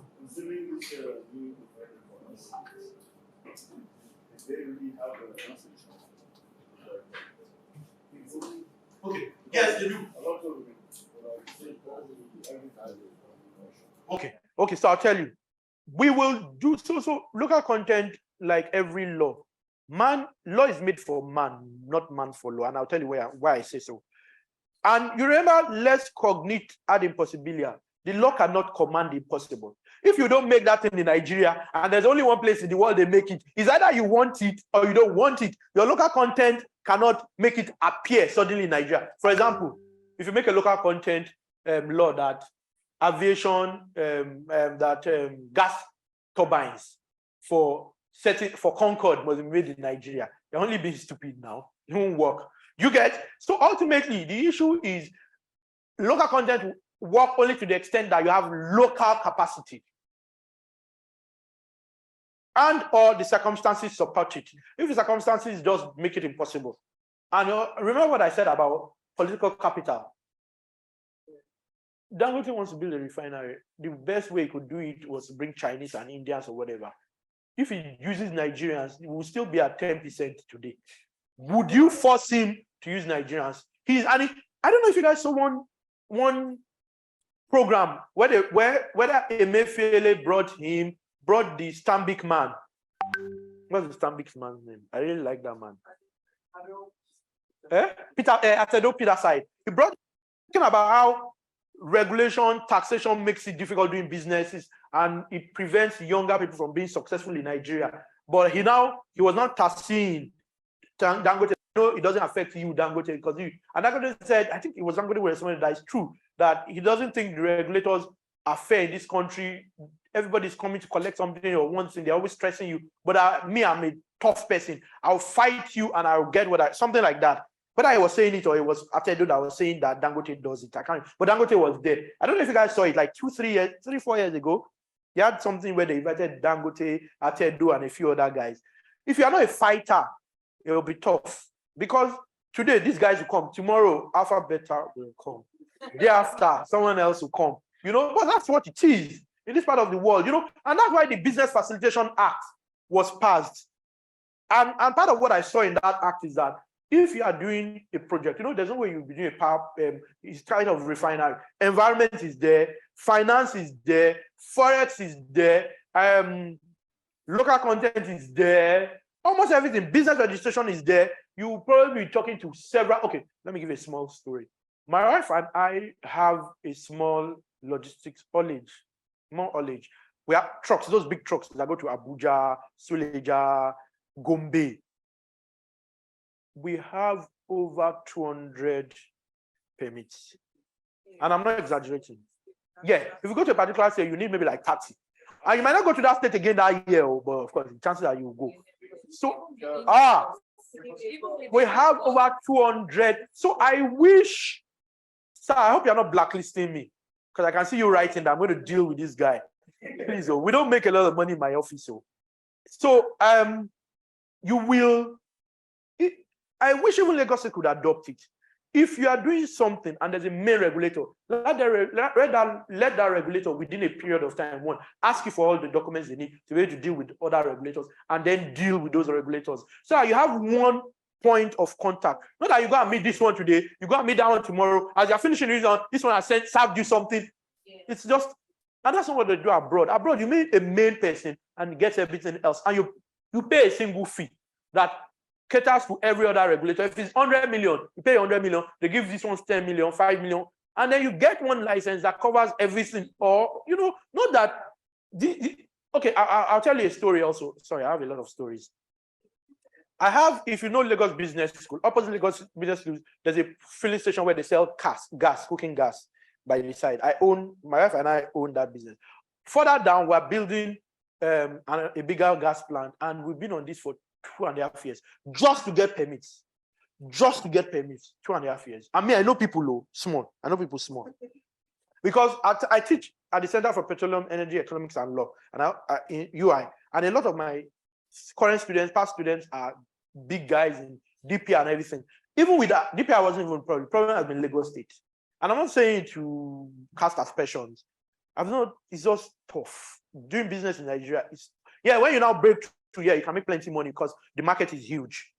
I was saying to people that when people say, oh, Nigerians are suffering, yes, maybe percentage, but if 20% of Nigerians are okay, do you know what that is? That's 40 million. That's not the population of Canada. Canada is like 36 or something, 38 now, 30, I don't know, 30 something sharp. So if 20% of Nigerians are okay, that's 40 million. By numbers, that's huge. By percentage, that's very poor. So percentage versus numbers. So I always tell people those Nigerians are poor because I see more Range Rovers here. In a day, the number of Range Rovers I see here is more than the number of Range Rovers I saw in my entire stay in their oil city, Calgary. I used to live in Calgary for those 4-ish years I stayed there. Maybe I saw only 4 all my life. Here, I see maybe 10 every day. Even the new S-Class that was just released recently, I've seen maybe 10 in Lagos. If you go to Canada, maybe Toronto, you see 1 in 1 month. So by sheer number of people that have money in this country is huge. It's just that by percentages, it's poor. I don't know if you get what I'm saying. Like I was reading the statistics that 6% of Nigerians have iPhones, and that's 12 million Nigerians.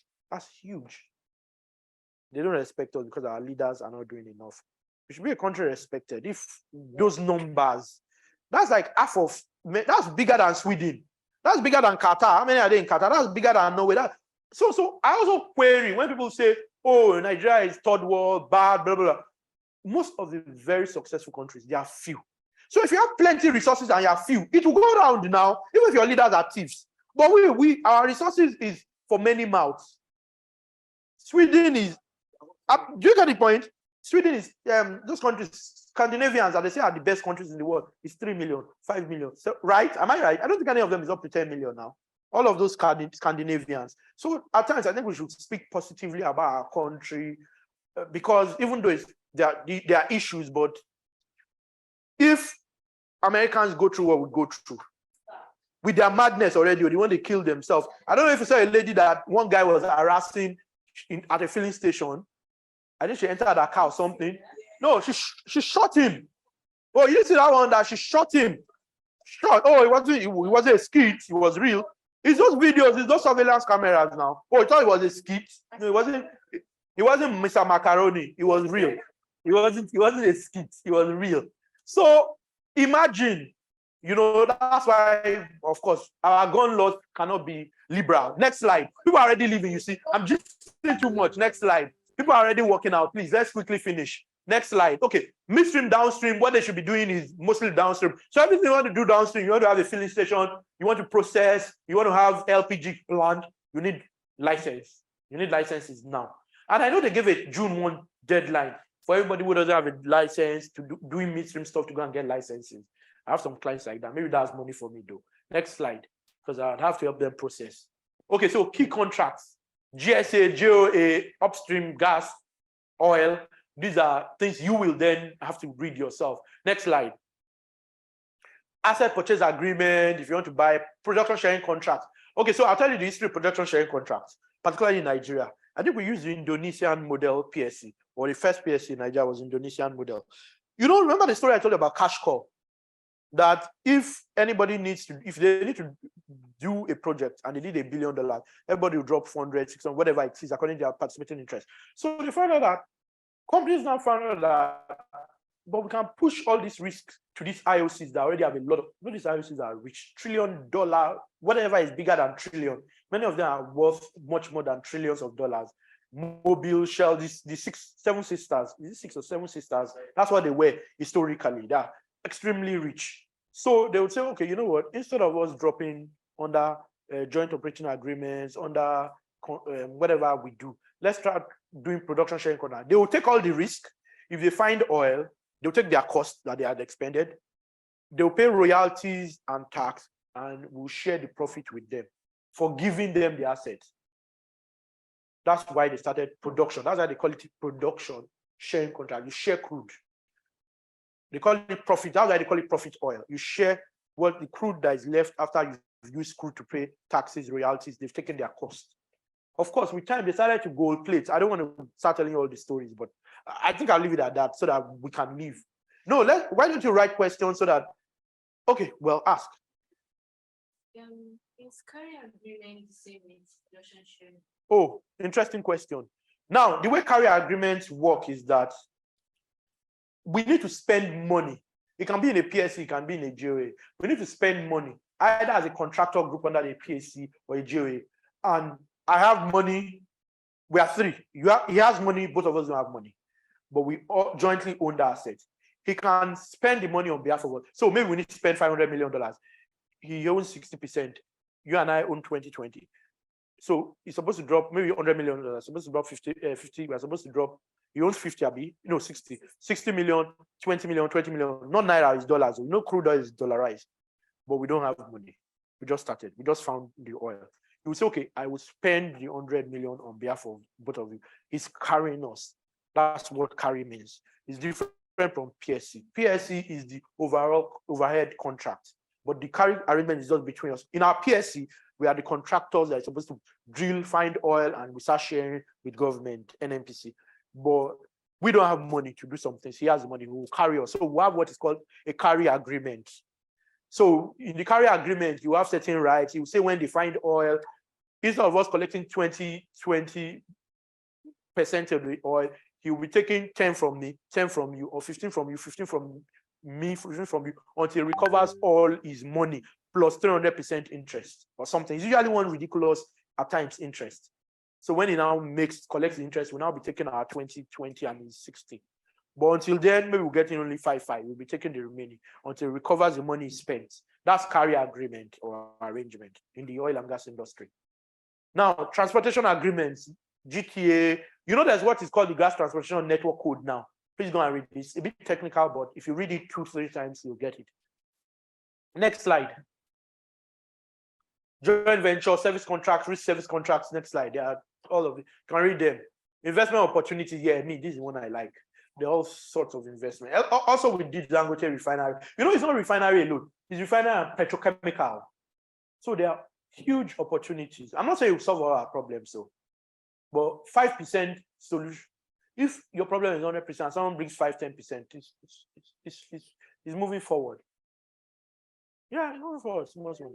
Yes, now Dan, you always have fuel scarcity of 3 months every year. Most solutions are like Exactly. And then once he opens the tap, I hear boy is going to be ready next year. But that one is 200,000 or something. That's it. Imagine Nigeria having a glut, but now exporting. Imagine what that does to our naira. I'm not saying you solve the problem because you're still going to buy it in dollar, but that dollar is here. They can employ more people. You can create a middle class again that is already dying. You understand? Because you have people who will be employed. It will now create other industries. That area, real estate will develop. I'm not saying you should build near refinery, but Aja, Lekki, maybe you'll be more. Okay, so I'll tell you a story. When we bought that house, it was like 59 million.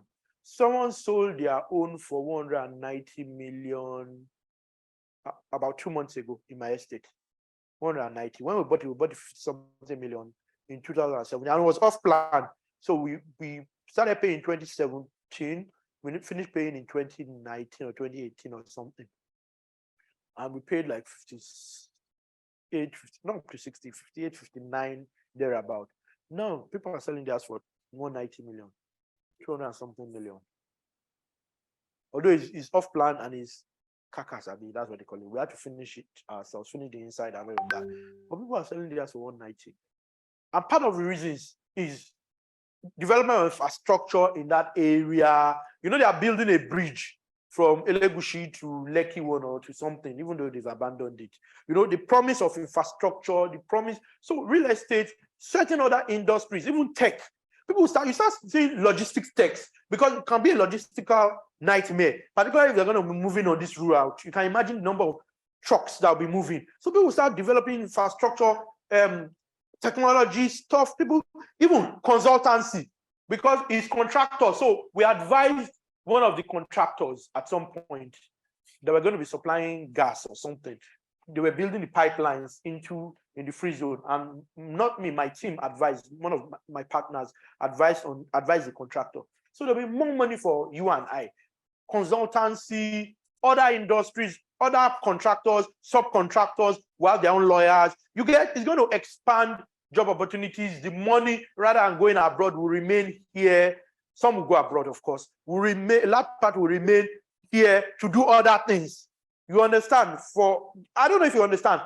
Instead of before $1.3 billion, we pay Trafigura, we pay Glencore. What's the other third big trader? There are 3. Vitol. We pay them under the DSP, direct sale, direct purchase, DSDP arrangement to bring crude. Now imagine that money is being paid to Dangote, Boa, whoever else. Here, they can employ more people. They will even pay some of their people in dollars. You understand? So there will be more schools. More people can afford to go to better schools. Maybe they can even pay teachers. So you have a multiplier. Those guys will have tech experts. They are from the north, sir. Look like. They are brilliant people from the north. They'll bring them, because there's also the role of relationships too. Let's be honest about it. They'll bring them to be maybe their special technical advisors or whatever. So it will expand. Rather than that money goes forever. All it does is you bring petroleum product, no other value. Or is there any other value when we're importing? But now there's value being retained, unless if you disagree with me, though. Maybe I'm not making sense, but I think that there's some value in it from economics and all other points of view. LPG, like I told you, I have a cooking gas. If we can just improve doing business in Nigeria, I have a cooking gas plant where we're building a second one. People start doing CNG. I've been discussing recently, a lot of guys who are building power plants recently, a few, not a lot, are looking to use LPG. You know, historically, it's been either pipe gas, PNG, or CNG.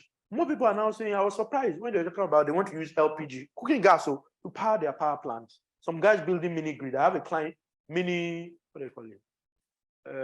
Maybe it's mini grid at times. Yeah, it's mini grid, those small plants.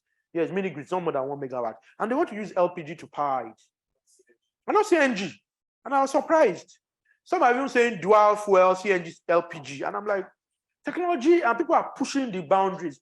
You just need one person to be like an anchor, the way they say anchor tenant. You just need an anchor person like a Dangote, and it's going to now spiral. Imagine Bua too. We have so much crude that we are now so much petroleum products, white products. Now we're now exporting, particularly what we can do with Africa alone. I heard the population of Africa is about 1.6 billion or something. That's huge. We don't need the West. If we can think about all this energy transition, tell them to go to get lost. Within Africa alone, what we can do with our oil and gas, the money we can make, we don't need the West to dictate policy. The West is even self-centered. If you Google, you see my article. I wrote an article recently on Jagaban and all of that. I don't know if anyone saw it. I wrote of Jagaban, the church rats and poisoned Holy Communion. The debate between energy addition and I know some of us are,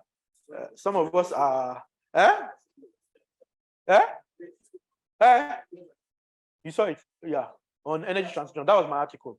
Yeah, that was my article. It was in Business Day or something. When this week, I didn't even see it. I know it was there. It was last week Thursday. Okay, yeah. So I wrote that article. I write a lot, actually. I wrote that article, and I criticized the West. And you know that there is an $100 billion fund that they all promised they were going to put down like 10 years ago. Many of them have not put it down.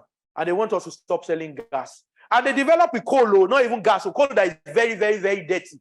They now are telling us to stop selling our oil and gas. Give us the financial value of the oil and gas now, and we'll stop selling. So my arguments are along those lines. And I like to I was obedient before the elections, to be honest, because I thought the president-elect was sick, and I thought it would just be other people governing us. That was my view. But once he wins, me too, I'm any government in power now, because I will pay salaries, I will chop, or else I'll be in trouble. So yeah, so I had to put a positive spin to certain things, because I think he's got some ideas, but I was just scared of his health, to be honest.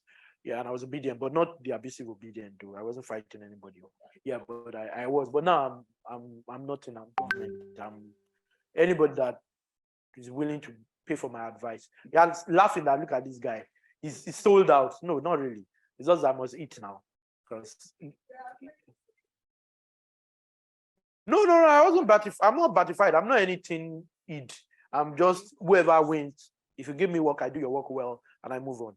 But I just felt that we should give the Igbos a chance. That was my personal view. I felt we should give the Igbos a chance. I think it's just been Yorubas and North and the South, and I thought we should give the Southeast. My view, because there are 6 geopolitical zones. So if we say we are bringing it to the South and the North Central and the Southwest and South Central, South have had a chance. Let's give it to Southeast. That's what I felt was fair. And I thought the candidate wasn't bad.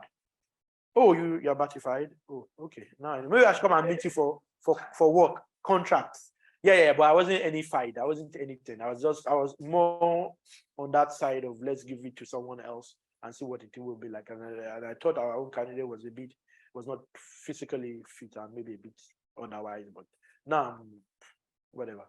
Anyway, that's it. Next slide. I think that's about it. Next slide, in case there's anything. Yeah, questions and answers. Thank you. We can't do everything. I mean, it can be more extensive, but we won't live here today. So it's better. Maybe a 1-week course or something that I can go into detail, but you have to pay me a lot of money. All right. We'll think on that. Yeah, thanks. So questions or Yes, do you have questions? yeah. Oh yeah. On the constitutional stuff, my view. So first, I think it's wrong when people say that the constitution now allows states to generate. They could always generate. It's just that they needed a license for knack. What it does is that it gives them powers to legislate on generation, transmission, and distribution, even in areas covered by the grid. Before, they could only make those laws in areas not covered by the grid. But the first question is that, are there really areas in Lagos, for example, not covered by the grid? I don't know. But that was what the law was. Now, my argument, and you can check one of my articles where I did an analysis, I always think that even before this amendment, states could always legislate on distribution. It was a residual item. Because if you even that section 14.3 that says any place where federal has made laws validly, state cannot make a law if state law is inconsistent. But the federal could not validly legislate on distribution before because it wasn't empowered to do that. It was only empowered to legislate on distribution that were inter-country or interstate or something. But for Lagos, for example, but did they legislate? How many states are even succeeding with water? How many states are succeeding with transportation? Electricity market is complex. Not electricity market is complex. That any state there has capacity. Maybe Lagos. Maybe. Even Lagos, I doubt it. Unless you have a fantastic governor. I don't know. I don't think fractional has done well personally.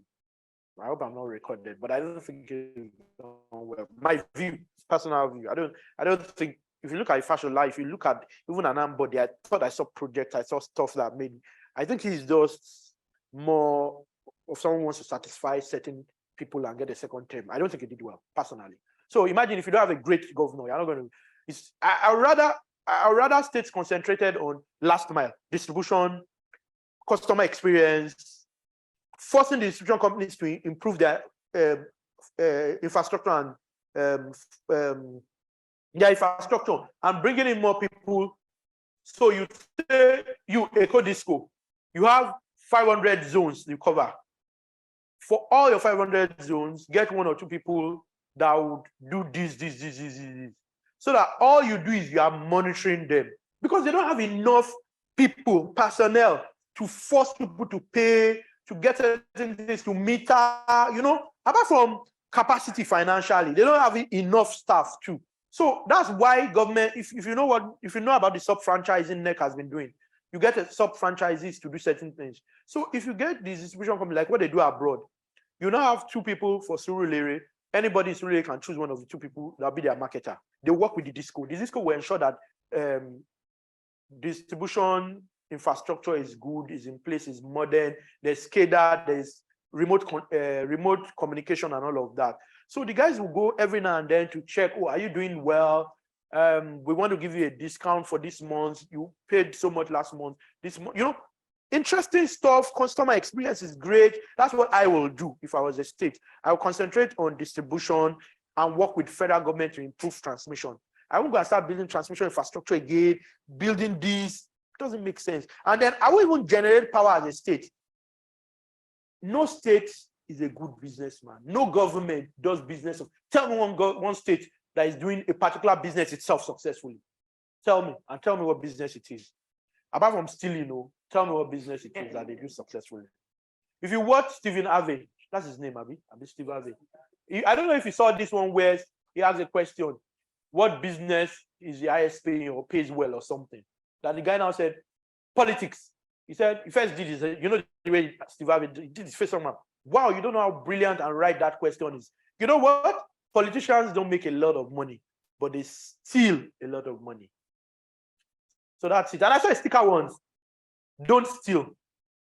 Government hates competition. I don't know if that resonates. Don't steal. Government hates competition. It means government steals, so don't join them.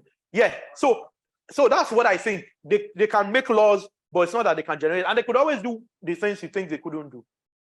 Yes. Okay. I want to ask a question. You were talking about research. That it takes 100 years to. It would take 100 years. For telecoms or for power? Oh, power. Transmission infrastructure. Transmission infrastructure was particular. Yes. Transmission infrastructure. Yeah, it will take 100 years. I can't remember where I saw the research. I saw it years ago. 100 years for you to recover. If you want to improve as a private sector person, you want to borrow money, get your money to improve the entire transmission system in Nigeria, that will take you 100 years. For Nigeria, generally. Oh, Nigeria. I don't know if it's generally, but Nigeria. That research was Nigeria specific. But if you have another research and you have another result, please tell us. I want to learn. I like to learn. I do research and I mean, I want to learn. Tell me what. No. I just wanted to be sure if you were referring to telecoms or power. No, power and its transmission and it's Nigeria.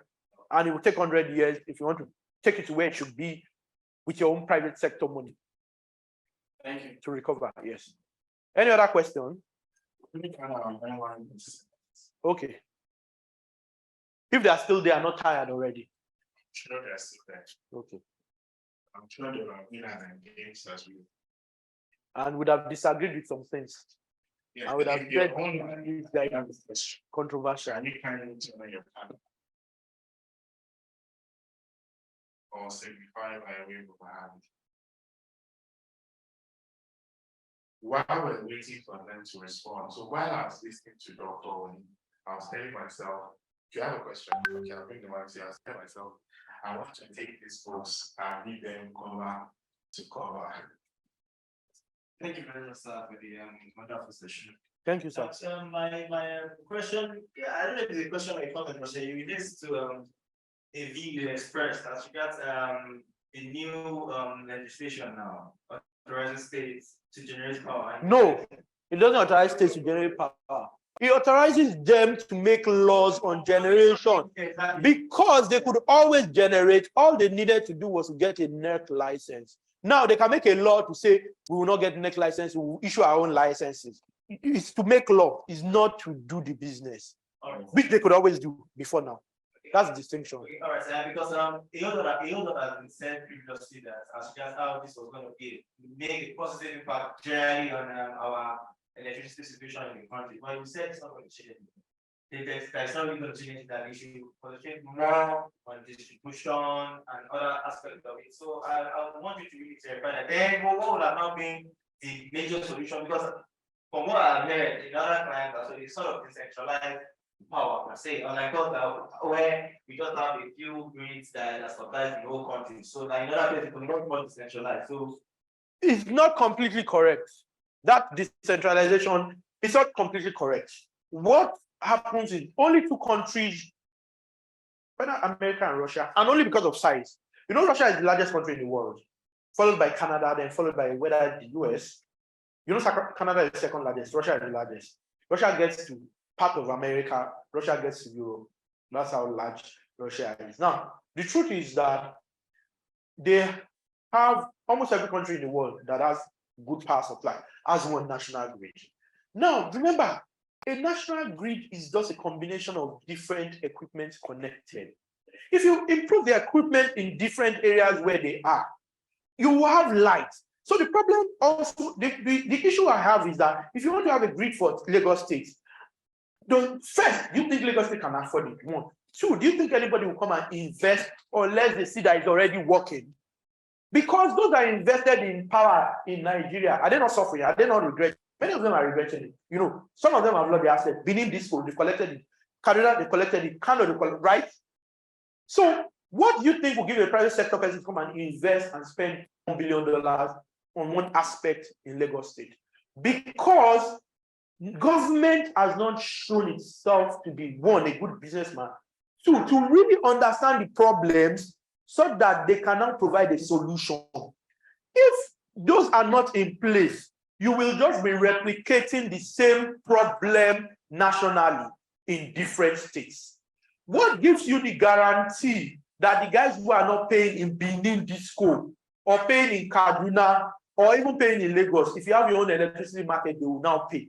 It's the same people. So what I say, some people say when Nigeria doesn't have an electricity market, is wrong. A market is a platform, physical or virtual place for people to buy and sell, and they have their rules. Oshodi is physical. They have the time they open. They have the days they do not environmental sanitation. They have the time they close, right? People go to buy and sell. That's a market. Our electricity market, you have embed, you have NERC rules, you have buyers, you have sellers. The question you now ask is, what is not making that market succeed? One, marketing discipline. The discos collect money or they take bribe and don't collect money, but they don't remit. They're going to use money to buy private jets or do whatever they want to do. The tariffs are not what they should be, or were not where they should be. So nobody is even making money, speak money or making profit. So these are the issues that will be dealt with. Now, part of what was a challenge for me during the privatization was, I believe in, like, for example, on channels, they asked me whether the government should continue to run the refineries or sell them as they are.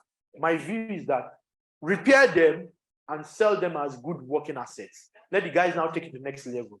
I don't believe in selling an asset that is already dead, like the discos. Government sold them as dead assets. It will be difficult for the guys to bring it up. Let it be working. Let them now improve it. You are government. You can always borrow. You always take tax. Those guys don't take taxes. If they borrow money, they have to pay it back. You get funds, you get grants as a country. You collect taxes and still half of it. I didn't say Lagos State. You collect taxes and you still half of it. You do all sorts. So government should repair those refineries like they are currently doing. Then they can sell them in their current state. So with our privatization, the discos were all dead.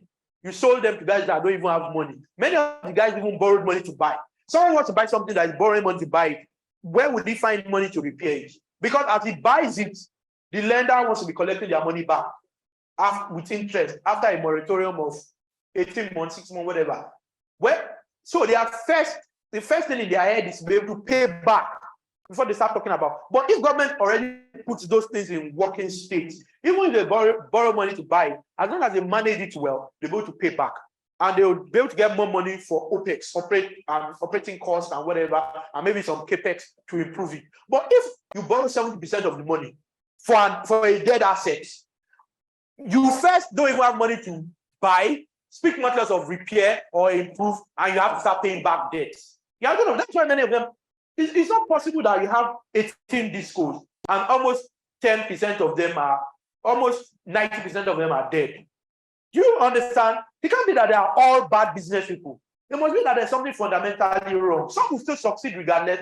For example, Lagos is commercial net center. Eko and Ikeja are not in as much trouble. I remember what Eko and Ikeja used to do during an estimated bill. They just say, okay, this area looks like it's rich people that are there. We'll make 2 billion. How many houses? 10,000 houses. Divide the money. This house looks fine. This one will be 100K. This house looks a bit quite going to 90. This one's can they pay 50K, Sha? Let's give them 40. That's why that's what estimated billing is. They just decide how much in an area. But you can't go and do that in Benin. One herbalist is just going to appear in front of you and turn into a cat. That's why they died. That's a joke, though. But it's not necessarily completely wrong anyway. You understand? You're not going to do certain things in certain states because of their peculiarities. But Lagos, you can get away with a lot of things because commercial nets and rich people, Banana Island, you go and give them 1 million, they'll pay because they won't lie, you know. So if we don't know what the problem is, and you just want to say you want to start your own, you're going to make the same mistake because it's the same people in the market. It's the same indisciplined people in the market. It's the same you and I that will bribe NEPA people. Even to be honest, I must have done it many years ago. Not reduce my bill, but maybe I felt the bill was ridiculous. Maybe my salary was 100K and they brought me 200K. I'm in trouble in here. Because salary is 100K, bill is 200K. I'll say, please, okay, do something about this bill that I think is ridiculous. And then when I know it's ridiculous, at the end of the day, they'll say bring 20K. So if you don't correct the reason why that is happening and you gotta start your own market, you will be in the same trouble. I don't know if you are doing my analysis. If you don't understand the problem, try to prevent it. Know how to solve it, then you can now. So it's first working with federal to improve transmission, but you deal with your own distribution because distribution is also a problem. Maybe you know they say distribution companies reject power. If transmission gives them, they'll say no. Why? Maybe that area they don't like to pay for power. And what they call that line, what they call it, that one that feeder. Maybe the feeder serving that area, they know that people connected to that feeder they don't pay. They'll beat them. If they climb the pole, they remove the ladder and say, oh yeah, jump down. And they start beating the person. They will say, we don't want light in this area. Don't serve this feeder. So if you have the same problem, how would doing your own generation and blah, blah, blah stop it? Oh yeah, tell me. If you can tell me. You won't. A round of applause. Thank you. It's amazing. Please, sir, before you go, I just want to humbly ask that you just say a few words about these two books. Okay, so whether you're a researcher, whether you're doing transactions, I did a lot on due diligence. My transactional experience is what I've done. My transactional experience in the last 14, 15 years, I worked in, a few of the top firms. I worked in Templar for 4 years, BNI for 6 years. I worked in Alcan Everybody for a short while. I didn't really enjoy it. I worked in Alex also. So my transactional experience doing deals, doing DD, leading teams. I was team leader in BNI until I left. So I just put some of that knowledge, not everything. I can't tell you everything I know. It's not fair on me. I must keep some things for myself. But much of what I've done, I've put not the stories, but the experience, doing the work, how you write your DD, what you should look out for that many people will miss, how to throw banana peels on the floor. I know how to hide some things in clauses and say some things people may not easily pick. So I put a lot of that stuff there. I think the book should actually be 200K because, in fact, I know I made a mistake. I'm writing another book and that was going to be very expensive. And I'll tell you why I said so. I went to a company once, one of the government energy companies, I just don't want to mention. And I was advertising my book and someone said, oh, when you bought this your book, Chevy is the book we bought for 250K. I almost died. I almost fainted because when I give it to sellers, I give them 20% off. They were now selling at 250. And the guy showed me, they bought maybe 100 and they bought it at 250. So since then, I've been feeling so sad that I sold these books that cheaply because that's the real value. People really buy it for that amount. But today, you buy both for 50K. Ordinarily, it's 35 and 50. Yes, but today you buy both. Yeah, but today you buy both for 50K. So whether you're doing electricity, whether you're doing research, even your PhD thesis, I'm supporting some professors supervising PhD thesis, and part of what they recommended are these books. So you want to do your DD, you can look at it. You want to negotiate your SPA, you can quickly read the book before you start negotiating. There's a chapter for each book on how you negotiate contracts. What are the things you say? What are the things you, for example, if something is a deal breaker, or if you say something is a deal breaker, it must really be. Because if you tell the other guys that it's a deal breaker, and later you say, okay, don't worry, it's fine, they will not take you seriously going forward. And then there are certain things that are not so important. You can initially say, oh, we insist on this. Because you are going to later say, okay, you can have it. And then use that to negotiate for something else they wouldn't have given you before. You know, I put some tricks and they call it bells and whistles, Yes. And I put some native intelligence and then a lot of practical and also theoretical stuff in the book. Bases for you to understand regulations and how you do. It's quite a bit. It's 600 pages or something. I can't remember. Yeah. Thank you very much. And there's a further discount. So you can get the two of them for 50,000, or you can get this one, which is 35,000 for 20,000. And this one, which is 50,000 for, but only during the period of this training. Today and tomorrow. Today and tomorrow. So on our website, on our bookstore, we sell them for this price as well. I just heard that someone was selling them for 250K. I was like, hey, well, we have integrity. So thank you much. So anyway, thank you so much. Please, a round of applause for Dr. Thanks.